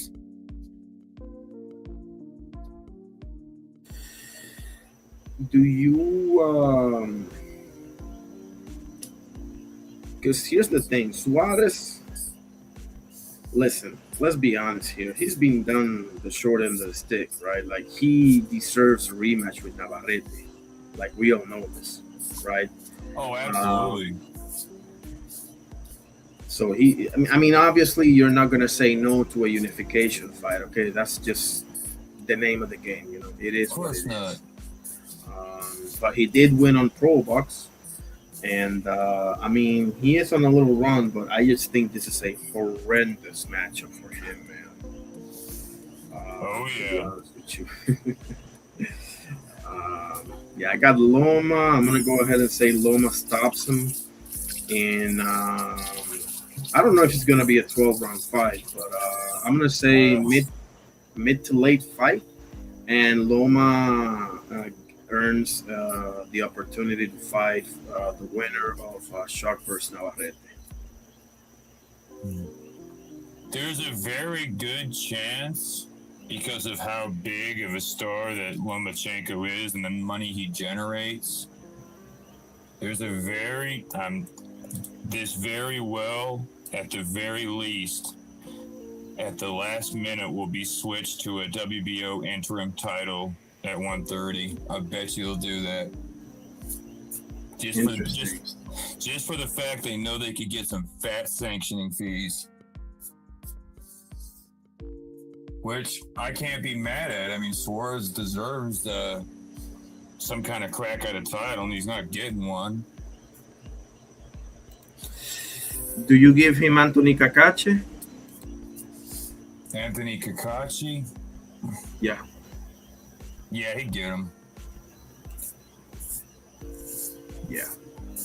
Yeah, most likely. Oh, I was going to ask you. You said that you didn't want to go on panels if there was a certain amount of people. I didn't understand. I didn't hear you. I don't want to start anything. I just didn't hear you. No. You're good. You're good. It's just that it's not really interesting for me because you are sitting on a panel for, let's say, 1 hour, 1.5 hours, and you get to speak for like a entirety of 5 to 10 minutes. That's not interesting to me, you know. Yeah, I hear you. Unless like I told Puro, unless I know damn near all of them, where I know that everybody's gonna talk and people are gonna act like adults. But in my experience, bro, more often than not, when there's like 5, 6, 7 people or more on a panel, you always got that 1 or 2 or 3 clowns that just love talking 95% of the time, bro, and it just bumps everything out, bro. And it's not even interesting when they talk. Yeah. Oh, I hear you. And they repeat the same thing over and over. Oh my God! When Bill Haney said this, when the other guy said that, when Devin Haney, why did Devin Haney say this? Oh, why did Shakur say that? Or what? I'm like, Jesus Christ! I mean, can we talk boxing? Like, what are you, a private detective or something? Like you know exactly everything everybody said and when they said it and what? Oh man, it's like to me that's like I'm here because I love the fight. I love the science of boxing. I'm a fan of the science, and I'm a fan of the spectacle. As far as who said what, that's none of my business. I don't care what another man says, especially if I don't even know him. And also, I remember once I don't like to talk trash to anybody online, but I remember one guy on another channel I won't mention. He actually said something to the effect to me, and I won't go long. He said something to the effect of I said I'm trying to make a point. I wasn't speaking for more than a couple of minutes. And he said, and then a couple guys jumped in. I don't think I even have to say who. And that's some revisionist history because, they love their Terrence Crawford and he could do no wrong, even though he's a loudmouth schmuck and needs to shut up. But anyway, that's beside the point. I gave an honest assessment, and they're like, I can't give you that. I'm not going to let you finish. And right there, I'm like, I guarantee you, if we were face to face, you wouldn't talk to me like that. You would not. And I'm not saying I'm some tough guy, and I'll reiterate that over and over again, but being rude to a stranger behind a phone or a computer, that's tacky. That's Pretty much tells you everything you need to know about them. Yeah, and I really don't have any respect for that. I can't respect them. It's like, I have nothing against you, but because you spoke to me in such an ill fashion, I'm like, I'll be polite to you, but I'm not going to be overly friendly. No, yeah, I only go, like, I've learned that you gotta be very, and listen, not every moment is gonna be a good moment. Sometimes here and there, things can fly off the handle. Like, I understand that, but that's not what you're saying, and that's not what I'm saying either. We're saying something different than that. Like, we're talking about, like, time is really precious. Like, we're grown-ups here, you know. Like, I don't have all the time in the day to listen to some dude go off and exchange with some other dude that likes the other boxer and go off and on and off and on. Your boy's a pussy. Said, no, your boy's a pussy. Like, bro, like, what are we doing here? You know, it's not interesting. I just gave you an example in real time. Hate to cut you. I don't mean to cut you off, but when I said, Terrence Crawford needs to shut his mouth, you imagine how many people I would trigger if I said that? I mean, I get death threats in my inbox probably. Yeah. I mean, people, they take their favorite boxers or the boxers they like the most, and they act as if you're talking about their dad or something. I'm like, dude, exactly. This guy doesn't even know you exist. I mean, you're acting like he's your daddy. Like, I understand an exchange because you really like a boxer. I understand that, but they get so emotional, bro, that it's like ridiculous. Yeah, I hear you. You are making some great points, so I'm just gonna let you cook. You take this away. You take this away. I'm sorry. You're making some good. You're making some good points yourself, but I mean, it's like, I don't mind me going back and forth. Like, I've gone back and forth. And I feel comfortable saying his name because I don't have anything negative to say about him. Like, for example, with Doctor and Ty and sometimes with Oscar, I enjoy going back and forth with them because it is interesting. Yeah, and those guys I'm cool with. Those three names I am cool with. I mean, we're not the best of buddies, but I have respect for them. Right. And if they don't, and if they secretly think I'm a piece of garbage, that's really on them. That's on them. And I don't think so. I don't get that vibe. I mean, I've been around long enough to know when somebody doesn't respect me as a human being, and when it gets to that point, I'm like, okay, G, I'm out, stud. I'm out. You have a nice one. Right. Like, we learn to pick up on stuff, but like, I've literally, like, gone on I'm not gonna say heated, but very close to heated debates with, for example, let me just give you an example. I go into a tense debate with Ty, and we go back and forth with half an hour today, and tomorrow we're like, what's up, my guy? And we start talking about something else, or wrestling, or UFC, or another topic. Like it's like that, like, we don't carry we don't carry over that, bro. No. We're not kids here, Which is why I like Ty, because we disagree 98% of the time. 98%. Ty and Dane are polar opposites in every way you could think of. But I see beyond that. He's a younger guy. He's got his point of view. He's got his life history. And I appreciate that. And it gives me a clarity and a different perspective. And if everything else, I mean, how he receives it is up to him. And he doesn't disrespect. He doesn't like he will strongly disagree. He'll give his take. He might make a joke here and there, which is funny, and I do the same thing. But we never go below the belt because there's no need for that. Like why would I ruin a relationship that's pretty fruitful? Like we can talk about a lot of. We've also talked about like other stuff outside of boxing. You know, especially with Kendrick, because Kendrick knows his history and stuff like that. So I go off with Kendrick about other stuff anyway. But again, same thing. Like we don't, we can go like that now, and tomorrow, hey, what's up, buddy? Whatever, and we start talking about something else, bro. This is bigger than that. Like this is not really that important for you to get like that anyway. No, you know, like. No, man, like all that Joe Calzaghe stuff. I mean, that's just one of my all-time favorites, and the guy doesn't even know I exist. If I saw him, I'd ask for his autograph. I'd maybe give him a fist bump or shake his hand if he felt comfortable, and that would be it. As I appreciate your work, but I mean, he's just another man at the end of the day.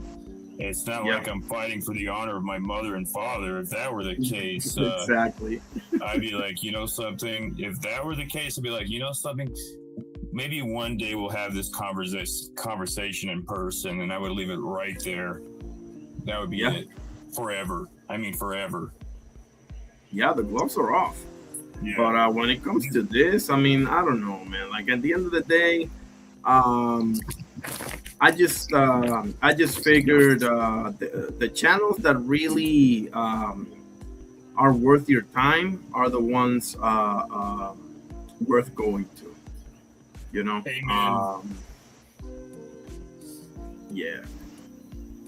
Oh, I'll only say one other thing because I don't want to overstep my boundaries, but I really do appreciate this show, and I just like to hear you cook, man, because it's almost as if sometimes you read my mind, like, no, he's got this. He's totally got this. I don't need to say a word. Not that I would have to anyway, but I'm like, oh no, Dane's got nothing to add. Yeah, man, I remember that when we met each other on the Discord, bro, and we talked about everything under the sun, and I think Ty was there as well, and we talked about boxing and wrestling, because Ty knows his wrestling too, bro. Like he knows wrestling, and we talked about a whole lot of stuff, and I was like, yes, everything under the sun. We can go even deeper because keep in mind, I'm probably a bit older than you. I'm almost sure I bet money on it because I'm 40. Okay, well let's put it this way. When I first you want to know when I first got into professional wrestling, the first event I know of. I remember WrestleMania when it was in real time. WrestleMania 4. Wow. Dane is 45 years old. Okay, that's awesome, bro. And here's Oscar. How you doing, El Carnal? What's up, buddy? Good. How y'all doing? Fine, brother. Another wrestling head in the house. Yeah. Oh, you're a wrestling fan, Oscar? Please. Yeah, Armageddon 2006. My first. It wasn't even a live event. It was like how. Well, I grew up in Mexico. Let's just clarify that. And I got one of them pirate CDs. Armageddon 2006. Batista was the main event. Oh, I gotta put something out there. You're a young buck, brother, and I don't mean the tag team. You're like what? You just turned 28. Happy belated birthday, by the way. Yeah. Awesome. Yeah, thank you. Appreciate it. Absolutely. But yeah, I'm a wrestling head. I'm a boxing head. I'm a soccer head. Oh yeah, that's right. I can talk soccer with Oscar. I forgot about that. Yeah, for sure. Yeah, those are the top three. Well, aside from baseball in Mexico, right? In Mexico, well, it depends where you grew up, honestly, because sometimes it's basketball. Basketball is picking up quite a bit. Interesting. But in Mexico, it is. Well, aside main sports, because you have Taekwondo. Mexico's what do you call it? Like one of the big dogs, and that and Taekwondo. Boxing, of course. Not soccer. Soccer, we're not really that good. But baseball, but it depends where you grew up, honestly. Okay, so like I don't know if Querétaro might be more baseball. I mean, I'm just Yeah, and I don't know Durango, Puebla. Sinaloa, all the places they're more baseball. Okay, Querétaro, of course. But then you have your places like Monterrey, like all the big cities are very, very like basketball heavy or baseball heavy too. okay, okay. Because most boxers, I mean, man, I remember I asked this guy once, where did the most like champions came from Mexico, and he said uh, Yucatan, Yucatan was one of them. He mentioned like six places. I can't yeah, remember where. Yucatan, Mexico City, Sinaloa, Sinaloa, of course. Yeah, yeah. yeah, Sinaloa, Michoacan, all them places. You know, we grew up fighting, bro. Like where I'm from, I'm from the hood, like the hood, like where they sell drugs Ciudad and stuff. Juarez. Yeah, like cartel, where it's like mostly military. It's not Okay. really police there, but it's like even where I grew up, it was like fighting. Even going to school, I remember a couple of times just throwing down because it was like, "Hey, bro, you can't come into this." I was like, "Hey, man, shut the fuck up. Let's throw down." Fucking love it. Is Rey Mysterio the GOAT? I'll get to you in a second, Dane. Is Rey Mysterio the GOAT over there? I think I asked you this once and you said no, right? No, no, no, no, no, no. Rey Mysterio is not even top five. Wow. He's not Well, I even mean, top five. It's because lucha libre, like over there, is completely different than wrestling. Like American wrestling. It's like it's almost its own entity. It's like Japan scene. It's like the Japan scene. yes, It's yes. It's very top very five. different. Like where they have what's his name? What's this guy's name? He came in late to the WWE. He Shinsuke just got Nakamura. yeah. No, no, no, not Nakamura. It's like a Australian guy, or he has an accent. I can't remember. He is in the roster right now. He came late What's to his the name? WWE. Let me think. He's sure. He's in the. He was with Dom. He used to rock with Dom in the Nation or whatever their group was. The Nation of Domination. Yeah, the short guy. What's his name? Oh my god, I can't believe I forgot about this. Okay, I think D'Lo he's Brown. Aussie. Australia? Really? No, it's not Spike. No, it's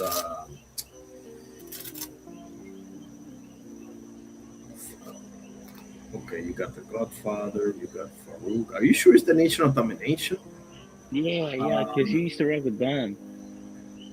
Let me look him up. I lost his name, but even he's from Japan scene, and he's pretty big in the Japan scene because he's a legend. Okay.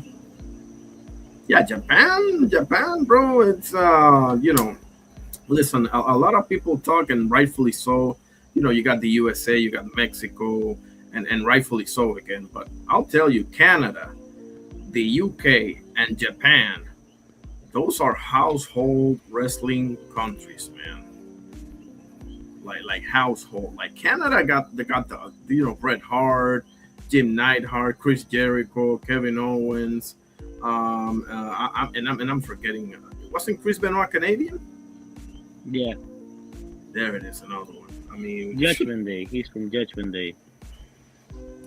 oh, yeah, freaking AJ McDonough. No, Yeah, not yeah, I AJ. think It's not AJ. It's JD. something like JD. Thank you, JD McDonough. Yes.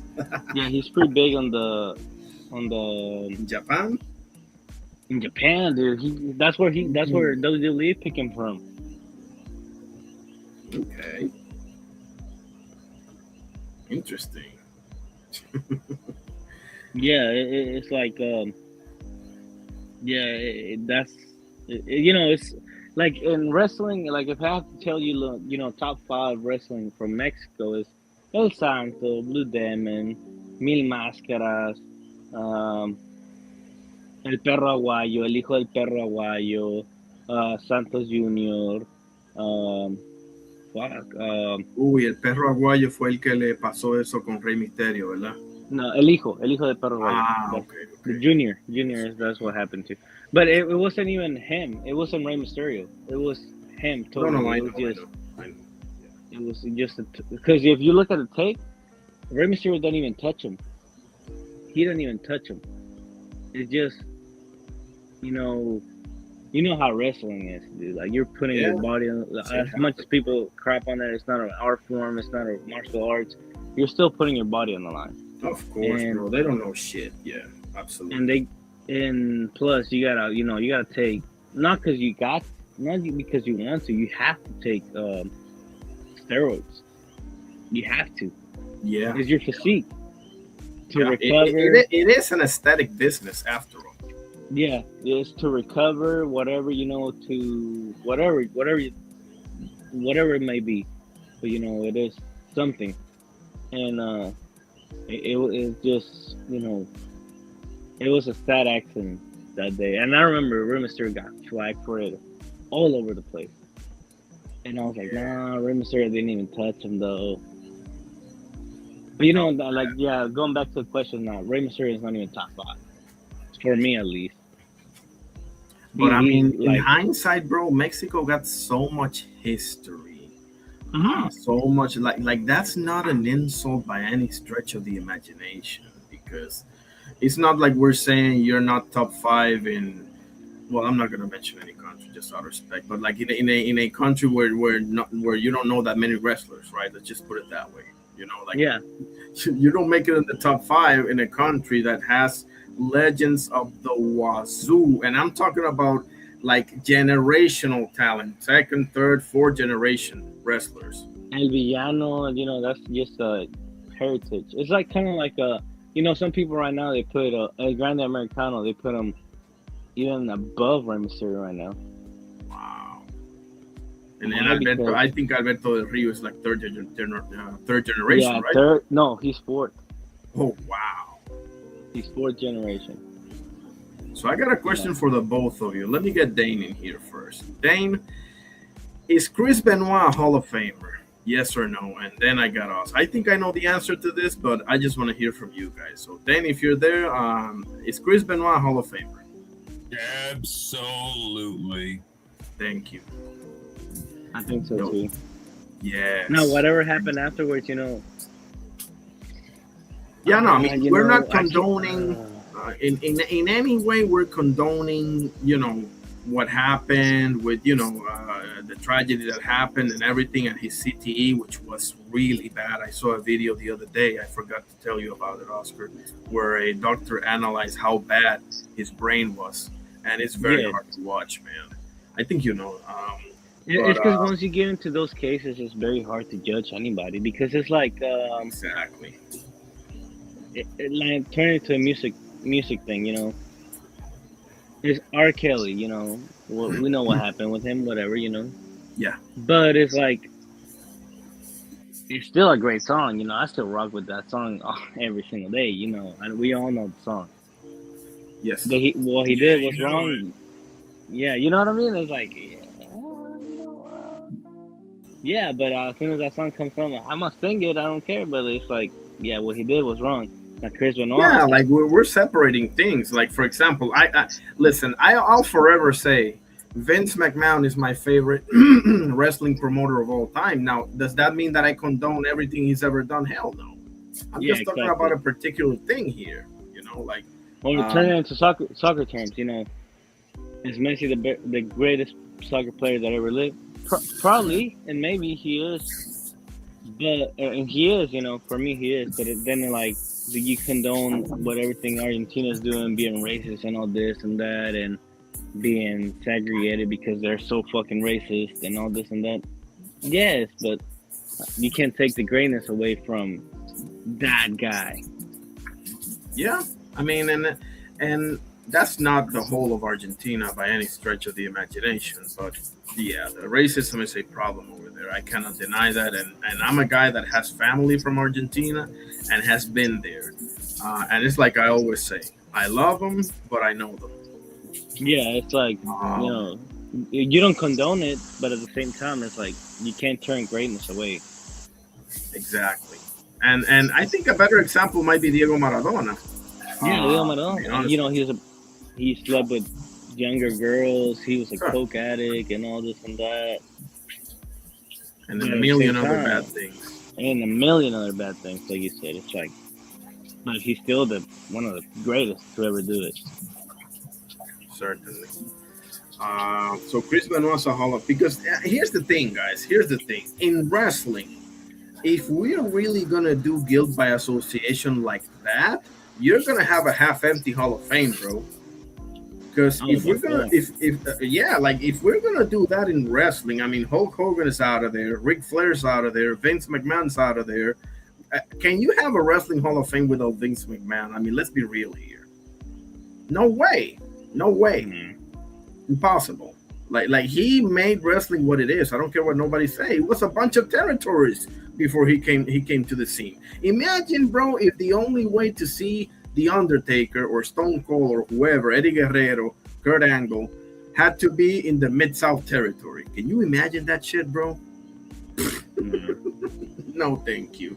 So, I mean, you can't deny somebody's contribution. I don't know why people, we're not giving out a Lifetime Achievement Award, we're not giving out a humanitarian award. We're talking about a specific endeavor in which this person contributions cannot be ignored. They just can't be. Yeah, it can't be. Um, Now, Chris Benoit and bro, let's talking about underrated stars. Rob Van Dam, he's not even talked about that much. that's true, man. Ty is the Kurt, only one that I Kurt see. Angle, Kurt Angle. Well, here's the problem with Kurt Angle, and I can't believe I just said that because I love Kurt Angle. Oh, it's true. It's damn true. But the thing with Kurt Angle, not the problem. The thing is, his best. He had that fallout with Vince, and he spent like 7 or 8 years in TNA. Just made it rain out there, but it wasn't Bro, he TNA, made bro. TNA bro, Kurt Angle is what AJ is to Matchroom. Right. Exactly. Kurt Angle to TNA is what is what AJ is to Matchroom. Sting, same thing. Yeah, man, it's. But Kurt Angle, Kurt Angle didn't last that long. You know, it's kind of when No, people. he didn't last that long. It's just he wasn't in the mainstream for that long. Right, that's what I should have said. Yeah, thank you. But how can anybody deny Kurt Angle, bro? He has so many unbelievable matches. I mean, Shawn Michaels, Brock Lesnar, freaking Eddie Guerrero, Rey Mysterio. You remember that match with Rey Mysterio? Those Oh, sequences, dude. bro. Oh, No, I mean- Rob Van Dam, Kurt Angle, Rob Van Dam, the single most underrated rivalry of all time for me. was that in ECW? No, that was in WWE. Ooh, I gotta look that up, bro. Oh wow, RVD, man. RBD versus Kurt Angle, bro, that was some matches. Eddie Guerrero, Rob Van Dam. Oof. And that's why, like, you send me some things about Roman Reigns, the tournament you're having. I cannot wait for Penta and Psycho Clown to clash, bro. That's gonna be a match for the days, for the years. You know, that's gonna be. Because I know what Psycho Clown can do. Because I watch a lot of Mexican. I'm more on the Mexican side, but you know, people are like, no, he's too heavy and he can't do this and he can't do that, bro. The Mexican guys, they can be fat, they can have a beer belly, you know, this and that. They can work the ropes like no others, like no other. And that's not even talking about what's his name? Fuck, I forgot. He's another clown. It was damn. Ah, fuck, I can't think of his name right now.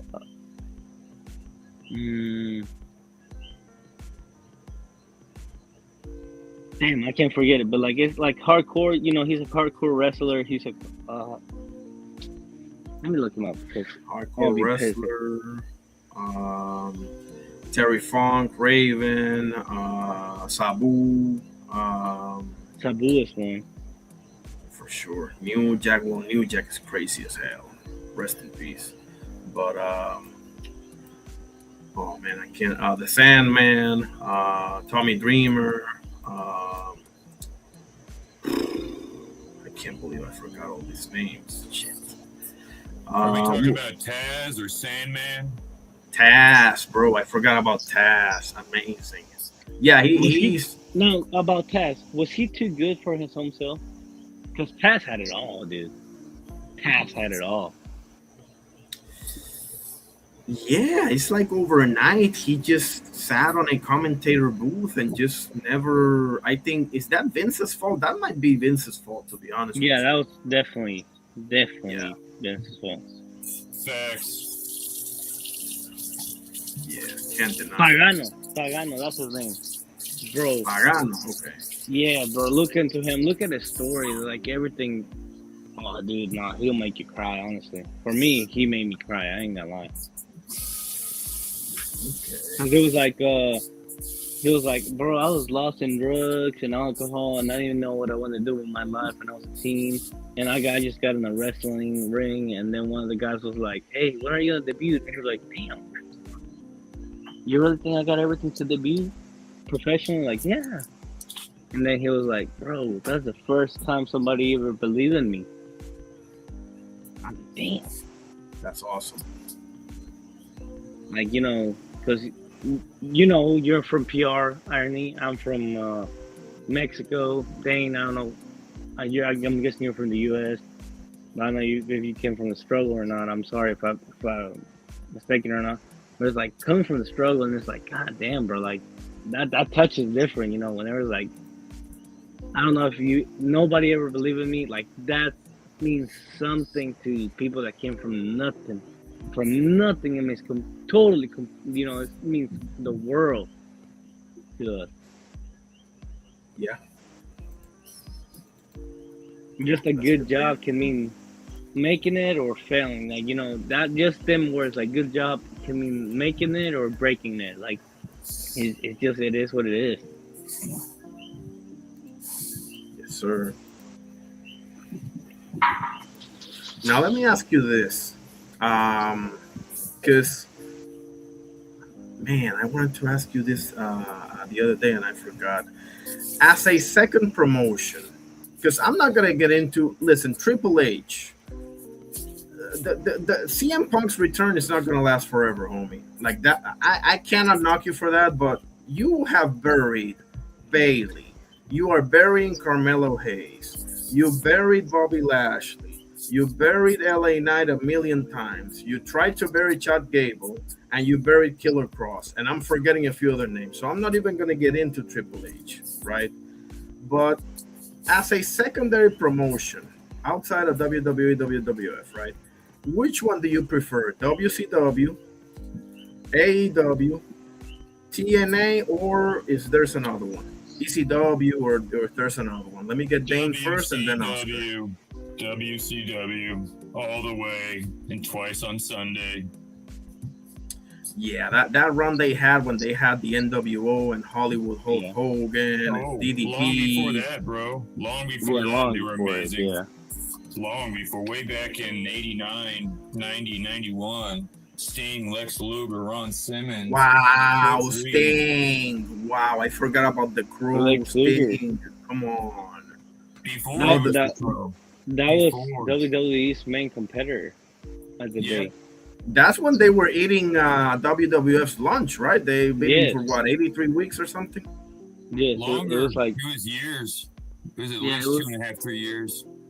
It was their main competitor at the time. And they did everything and they tried everything.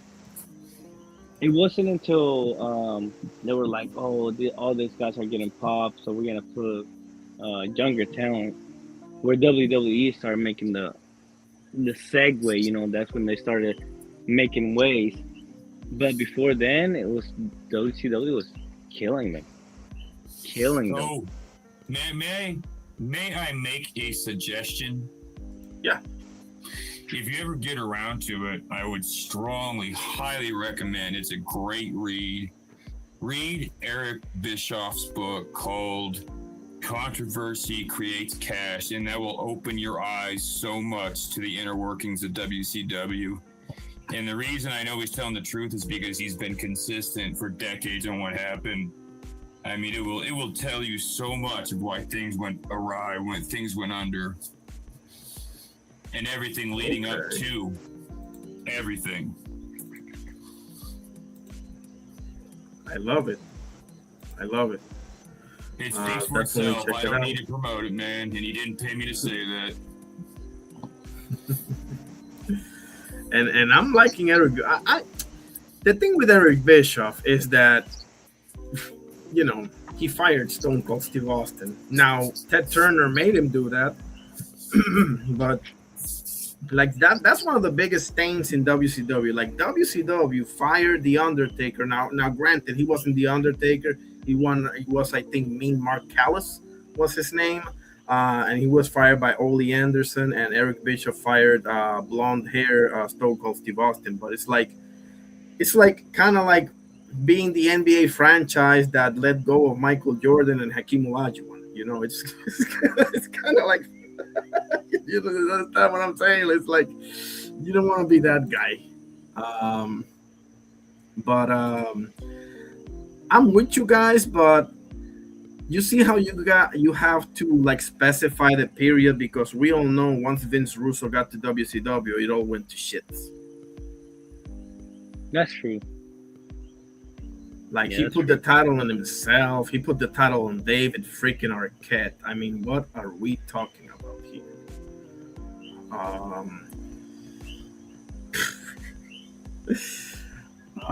Oscar, let me get your prediction on Hamza Shiraz versus Janibek. Damn. I truly don't know, because I don't even know how good Hamza Shiraz is. Gotcha. I think if you're asking me who's more tested, I would have to lean to Hamza. But only because he fought Berlango. It's not like because he earned it. Because he lost to Adamas. Although he got a draw, he truly lost. And then sure. Janibek, it's not like he's any better. He only fought for Bacon. And then people were like, oh, how are you calling him a weight bully if he got the IBF and all this and that? I'm like, when he fought for the IBF when it was Bacon, then he won the IBF and then he unified. So then he gets to skip that rehydration clause. I would like Hamza Shiraz to win, but I'm afraid that it's only going to put Hamza Shiraz in a better spot. Now, the UK press hates that fight, because they're like, oh, he's a cheat, and he's all this, and he's all that. But at the same time, they were praising Ryan Garcia for Devin. Make it make sense. So you got to make it make sense. Either one guy's a cheat, or it's not. So the UK press hates it because, you know, this is the first time their fighter's going to fight somebody who's got the merits, but then really got the accolades to back it up, honestly. Janibek is not even, to me, he's not even that good of a fighter. It's just he got stuck fighting number one contenders. He fought for Bacon's. He fought for, you know, he always had the upper hand on the weight, on the rehydration. He got multiple fights canceled, not one, but multiple fights canceled because of rehydration, because he will go to the hospital because he couldn't rehydrate on time, or he could rehydrate, but he got what's called rhabdo or something like that. Rhabdomyolysis, yeah. Yeah, and he will get that, and because he was trying to make the weight, I think he's long overdue. You know, Janibek is the same guy that called Canelo 4 years ago. He called him out 4 years ago, but he never moved up. So I don't know where it ranked. Like I said, for me personally, like Berlanga and Hamza, it was a battle of the frauds. Janibek and Hamza is just the second part of that. It's who got the goods and who don't. So for me,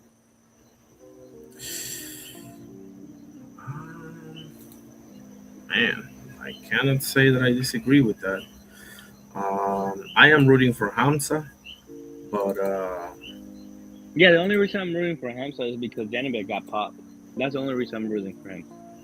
Outside of that, sad. I can't tell you which guy is better. I mean, this is gonna be Janibek's first fight at 168, and Hamza is, to me, much bigger and longer. But with that being said, yeah, I'm not too sure either. I'm not gonna lie, cannot lie. Um, are you excited for this fight? No.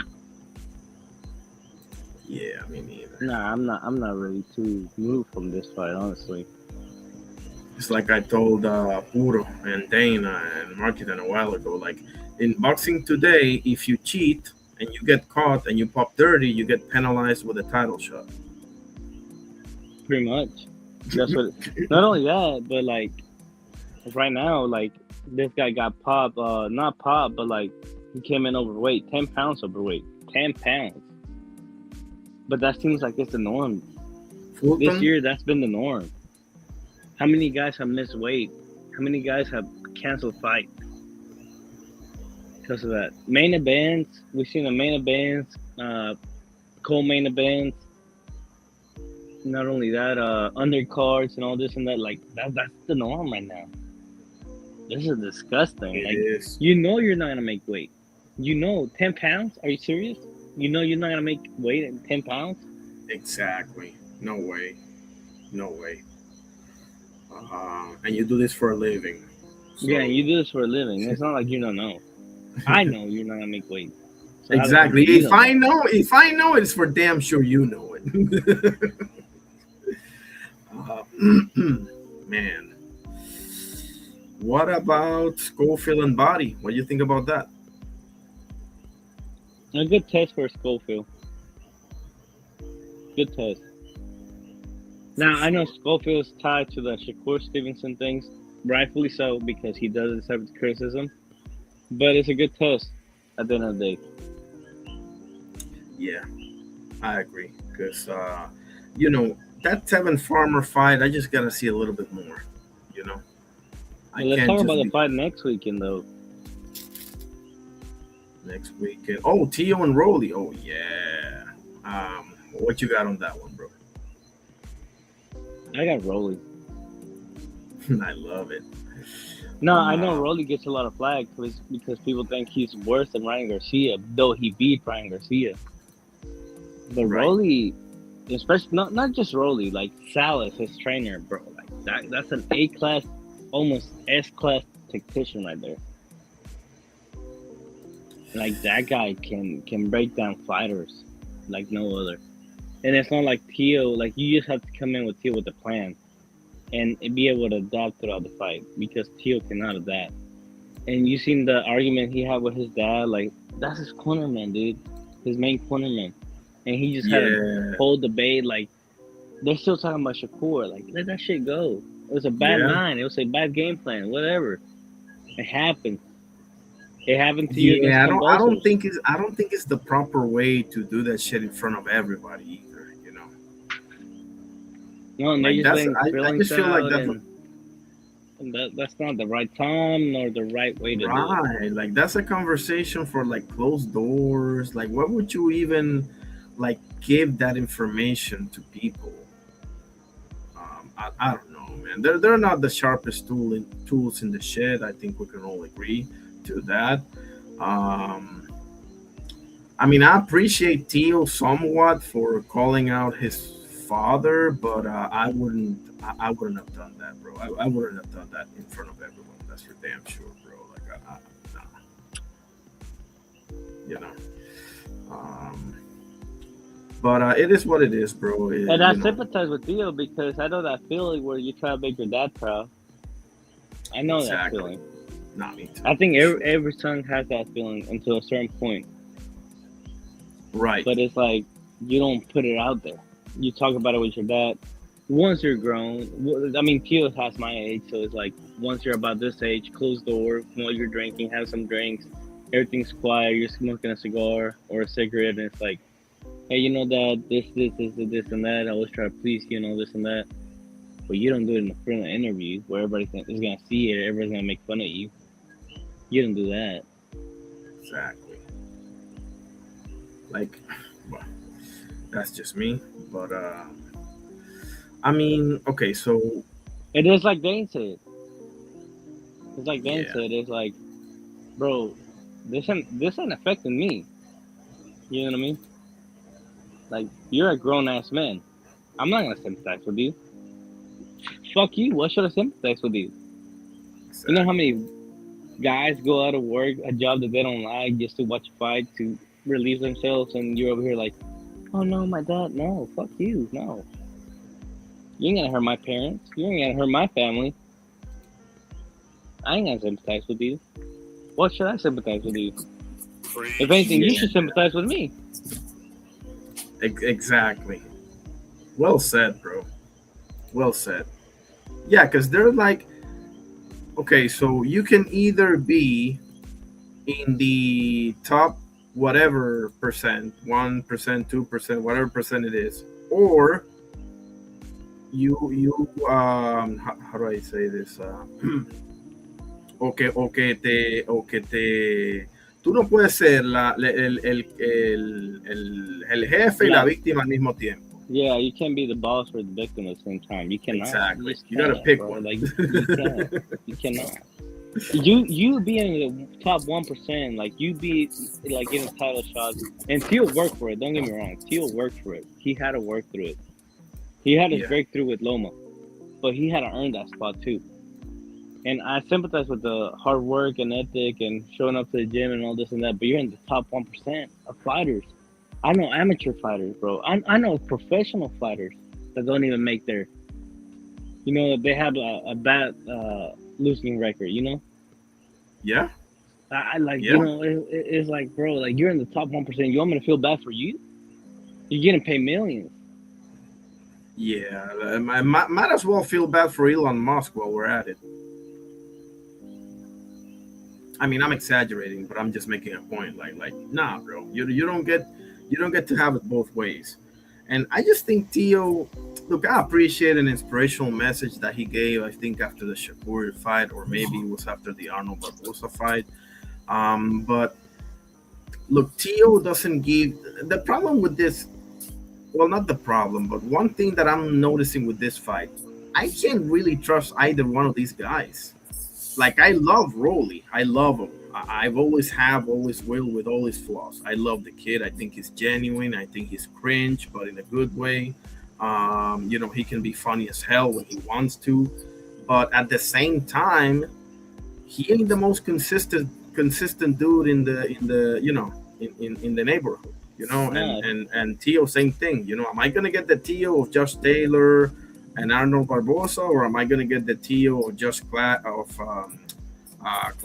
or Sandor Martin, or you know what I'm saying? Jermaine Like, Ortiz. exactly.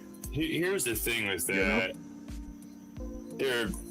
I'll play devil's advocate, for lack of a better term, and say this.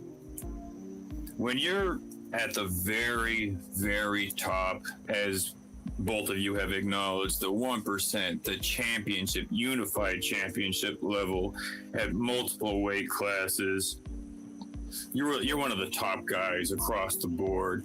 Any mistake you make is going to be put under a microscope. It doesn't matter if it's in the ring, especially in the ring. Any microscopic mistake, and keep in mind, and I won't speak too long, there's so many variables. There's sicknesses. There's deaths in the family. There's heartbreaks. You don't know if somebody just lost someone. They might have psychological issues. Something they had, they could have been as simple as their stomach was torn in knots and they had to go do a number 2 30 times the night before. I mean, there's so many variables. These are human men made of flesh and blood. And there are so many things that go wrong. And to judge a man based off of a loss or a win that was kind of suspect, for lack of a better term, I understand they're millionaires. I understand they make a lot of money. I recognize all that stuff, but at the same time, they're mortal men with real human problems, just like you, just like Oscar, Irony. I was about to use your real name, Irony. Just like Dane, they're mortal men, and money is as great it is to have. Fame isn't everything. Money isn't everything. And all those different things play a factor. And any man could be beaten on any given night by any other man. And we've seen that many times. And there's only a select few who have looked invincible. And even the guys that have gone undefeated, even guys that I praise.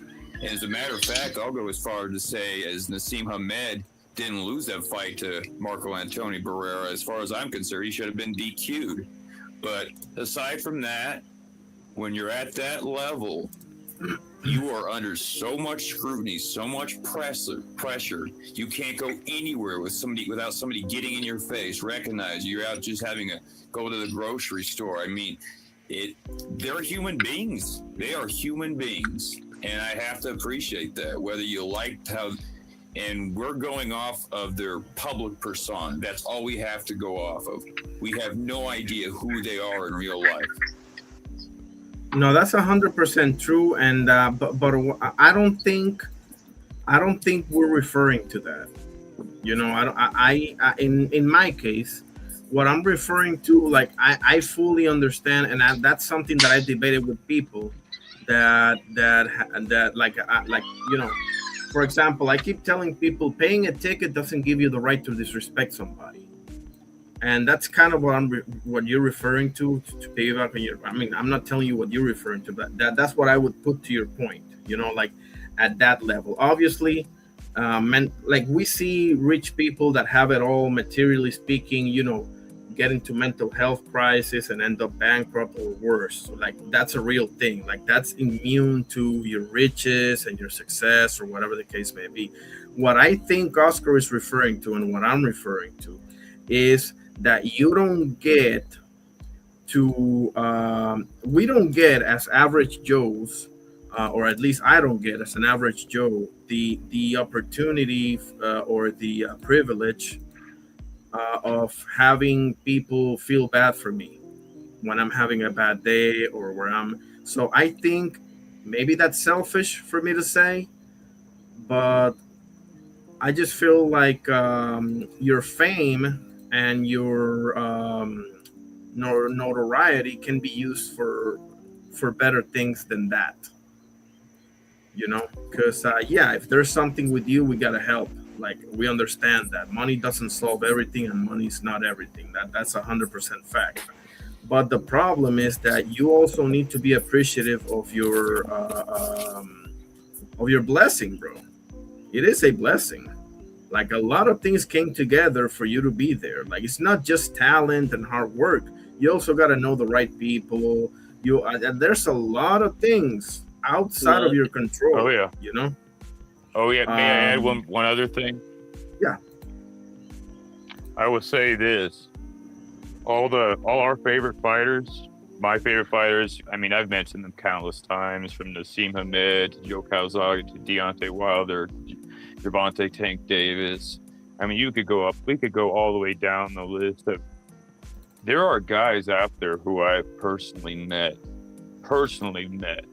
who are phenomenal beyond words. But life happenstances occurred. Things happened where they had to go off, and they couldn't wait on that big break. They didn't get that big break. They had a horrible injury that derailed everything. They had to go get a trade job. And those guys are running small gyms in somewhere in Bakersfield or Los Angeles. And that's a real thing, because I've met those guys. True talent that you have never, ever heard of. So yes, if you're in that position, absolutely, it was a blessing. That wasn't all you. That was definitely not all you. You just did a fraction to get there.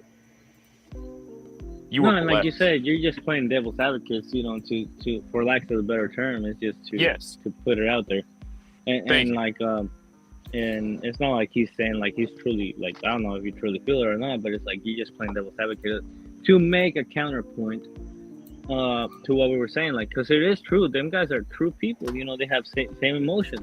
Like me, I battle with depression. You know, nobody felt bad for me.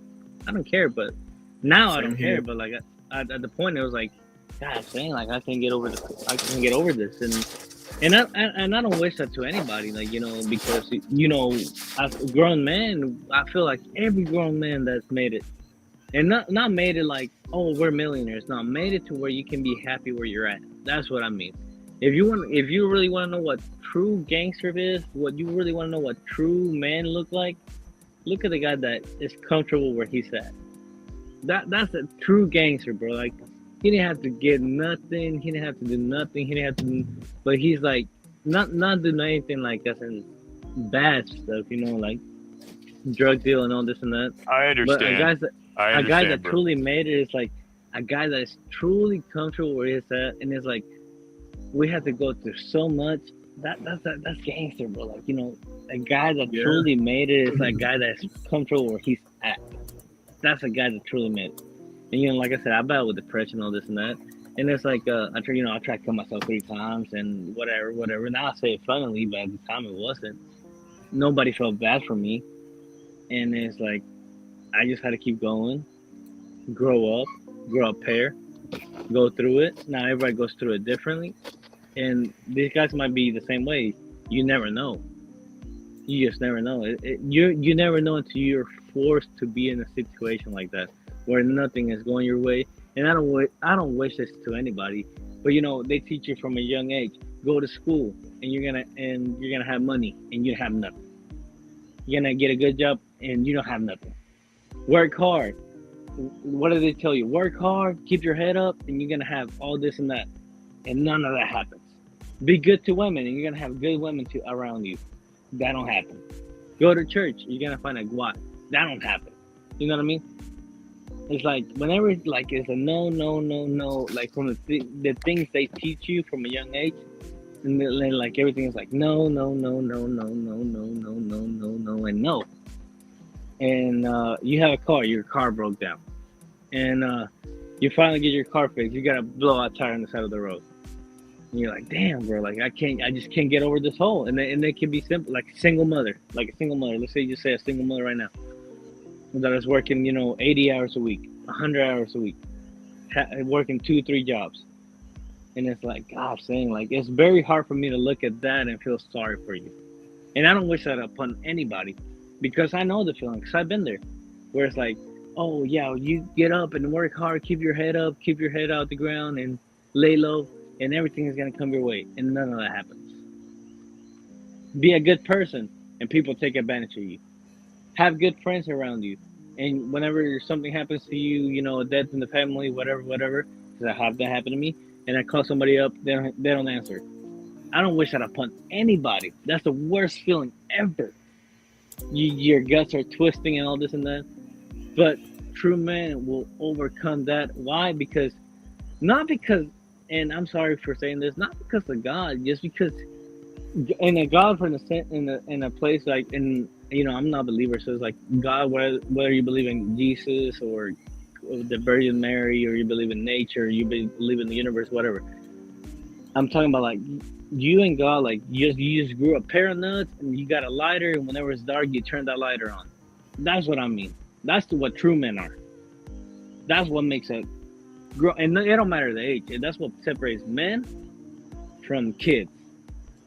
Just growing a pair and going through it, and then overcoming all that, and saying, you know what, I'm comfortable where I'm at.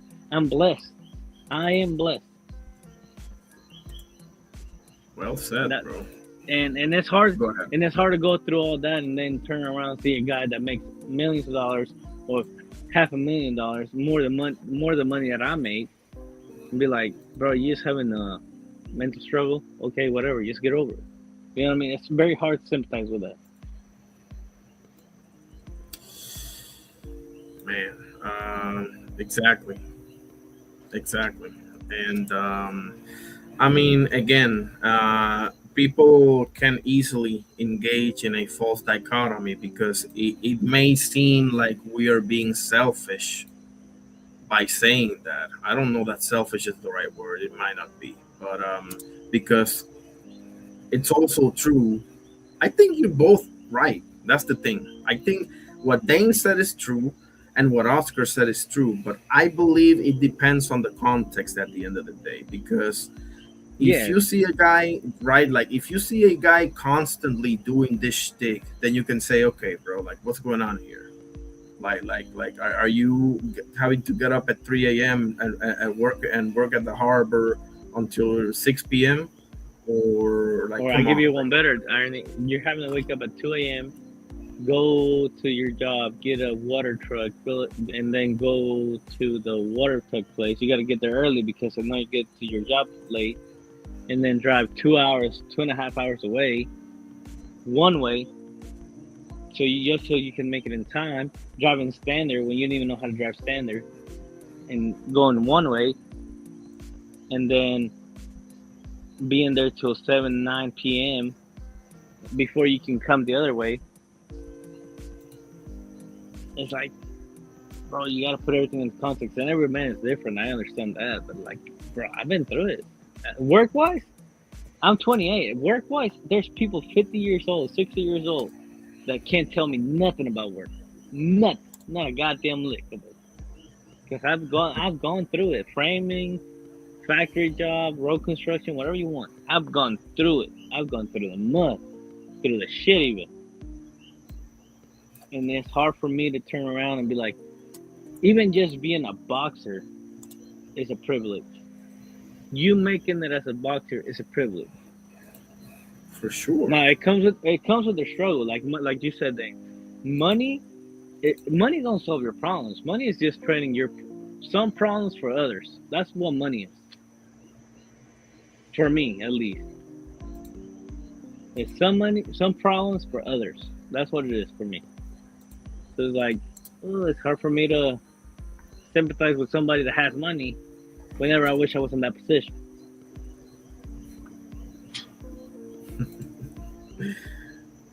Man.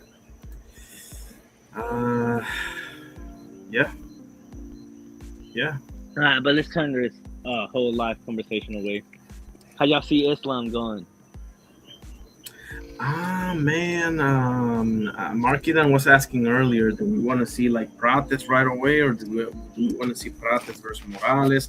I'm good either way, but I'm bummed out, bro, because the one that I really wanted to see, you already know, is Shavkat, but that's not really possible right now, bro.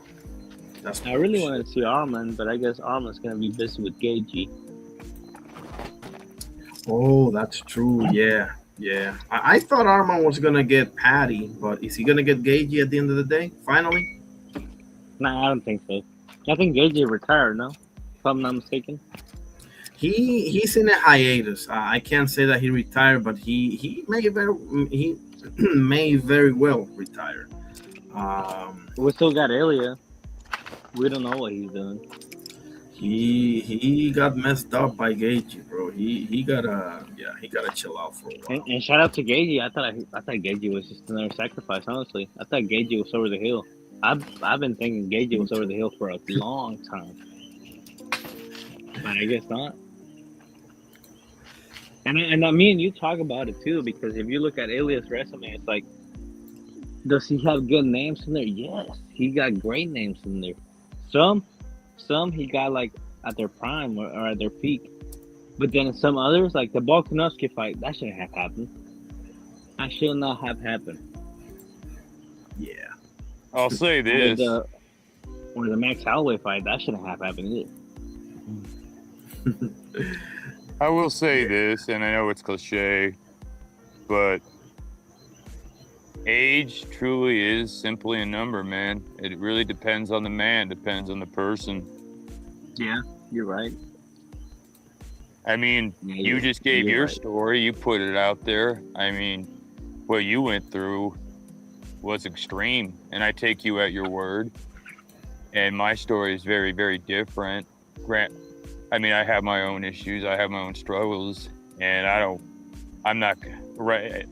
I respect the fact that you put it out there, so I don't want to put my stuff out there right now because it took a lot to say all that stuff, and I appreciate that.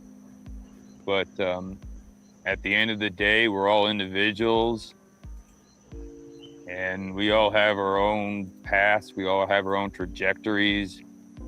Yeah, no, you're right, man. Like I tell you, like my dad got deported just last year.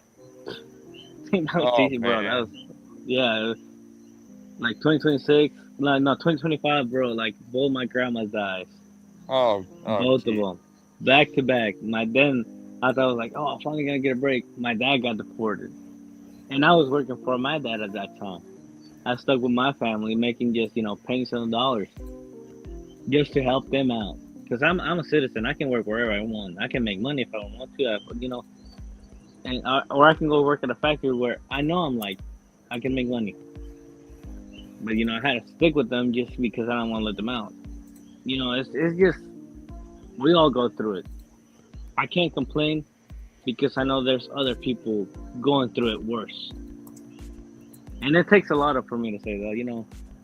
And I wouldn't make this shit up because why? Because I just be lying to myself. I can't make it up. It's just my life story, I guess. I appreciate that, bro. And I'll tell you what. Next time we speak on a Discord, I'll tell you just how much I relate to a lot of things that you're saying. Because specifically on the what you said about depression and other stuff like that, that stuff really hits home with me, bro. So I'm gonna Yeah, tell you like something you already know, but I'm gonna reiterate it just in case. Anytime you need to speak, bro, just all you gotta do is DM me on the Discord. Okay, I need you to acknowledge that, please. I told you, bro. Now, like I Appreciate said, it. it was fun. It was rough at the time, but No, but now I'm where I'm just at. just keep that at the back. In general, nah, I sure appreciate it.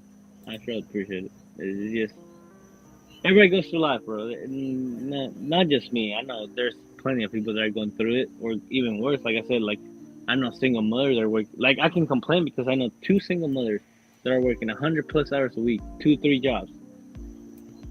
And you think anybody feels bad for them? Hell no. Exactly. Hell no. They say they do, but whenever Um, it's time to come down, like, hey, let's make up, this and that, so they can relieve it, relieve themselves, from the pressure. It's like, nah, we good. Everybody's happy until they got to put a dollar in there. I can't complain about myself if I see them women working hard. I can't complain about myself. Shit, I'm gonna complain about myself. Damn, I got it I got made. you. My thing is just, circumstantial. But then single mothers, single fathers, uh, people that got, in a car wreck and lost their limbs. You think people feel bad about them? They feel bad, but they don't truly feel bad. Like, I can't complain about myself. Yeah. I just can't. Like, I can't. Me personally, I can't. Guys, I gotta get up really early. Well, shit, I was gonna say tomorrow, but it's today now. At 6 a.m. to work, so I gotta cut it now. But tomorrow, well, today, Sunday, when I get off work at 2 p.m. So give it 1, 2 hours, for me to eat and whatever, and we can, because I'm gonna do a show tributing Riddick Bowe. I'm Um, really bold, yeah. Big Daddy. So we Punchy, you think can. where do you place like before you go, Iron? I know you have to go, but like before you go, where do you place Riddick Bowe at this heavyweight stage? Like if he was fighting today. Oh, Yeah, if he was fighting right now. damn. Um, Because some I things that happen think. to me with heavyweight, I don't really follow heavyweight too because they're boring to me. I like smaller weights better. But like right now, they say that we're going through the worst heavyweight era. And, all this comments about it. I just gotta like personally like Rick Bo went through the greatest era of boxing. That's what he wasn't. I don't know, like he is an all-time great, but he ain't recognized as he should. He's an What do you say on him all-time right great now? talent. He's an all-time great talent, but because of bad decisions, mainly because of him and his discipline or lack thereof, he is not regarded as what he probably had the talent to be. Like he had the talent to be right way up there, but he never fought Lennox Lewis, and he had really weird performances against Andrew Golota. Like if Andrew Golota doesn't go nuts, he whoops that ass, bro. Like he had a yeah he didn't have a long prime. He had those fights with Evander Holyfield, obviously. But I just feel like for the talent that he had, he underachieved.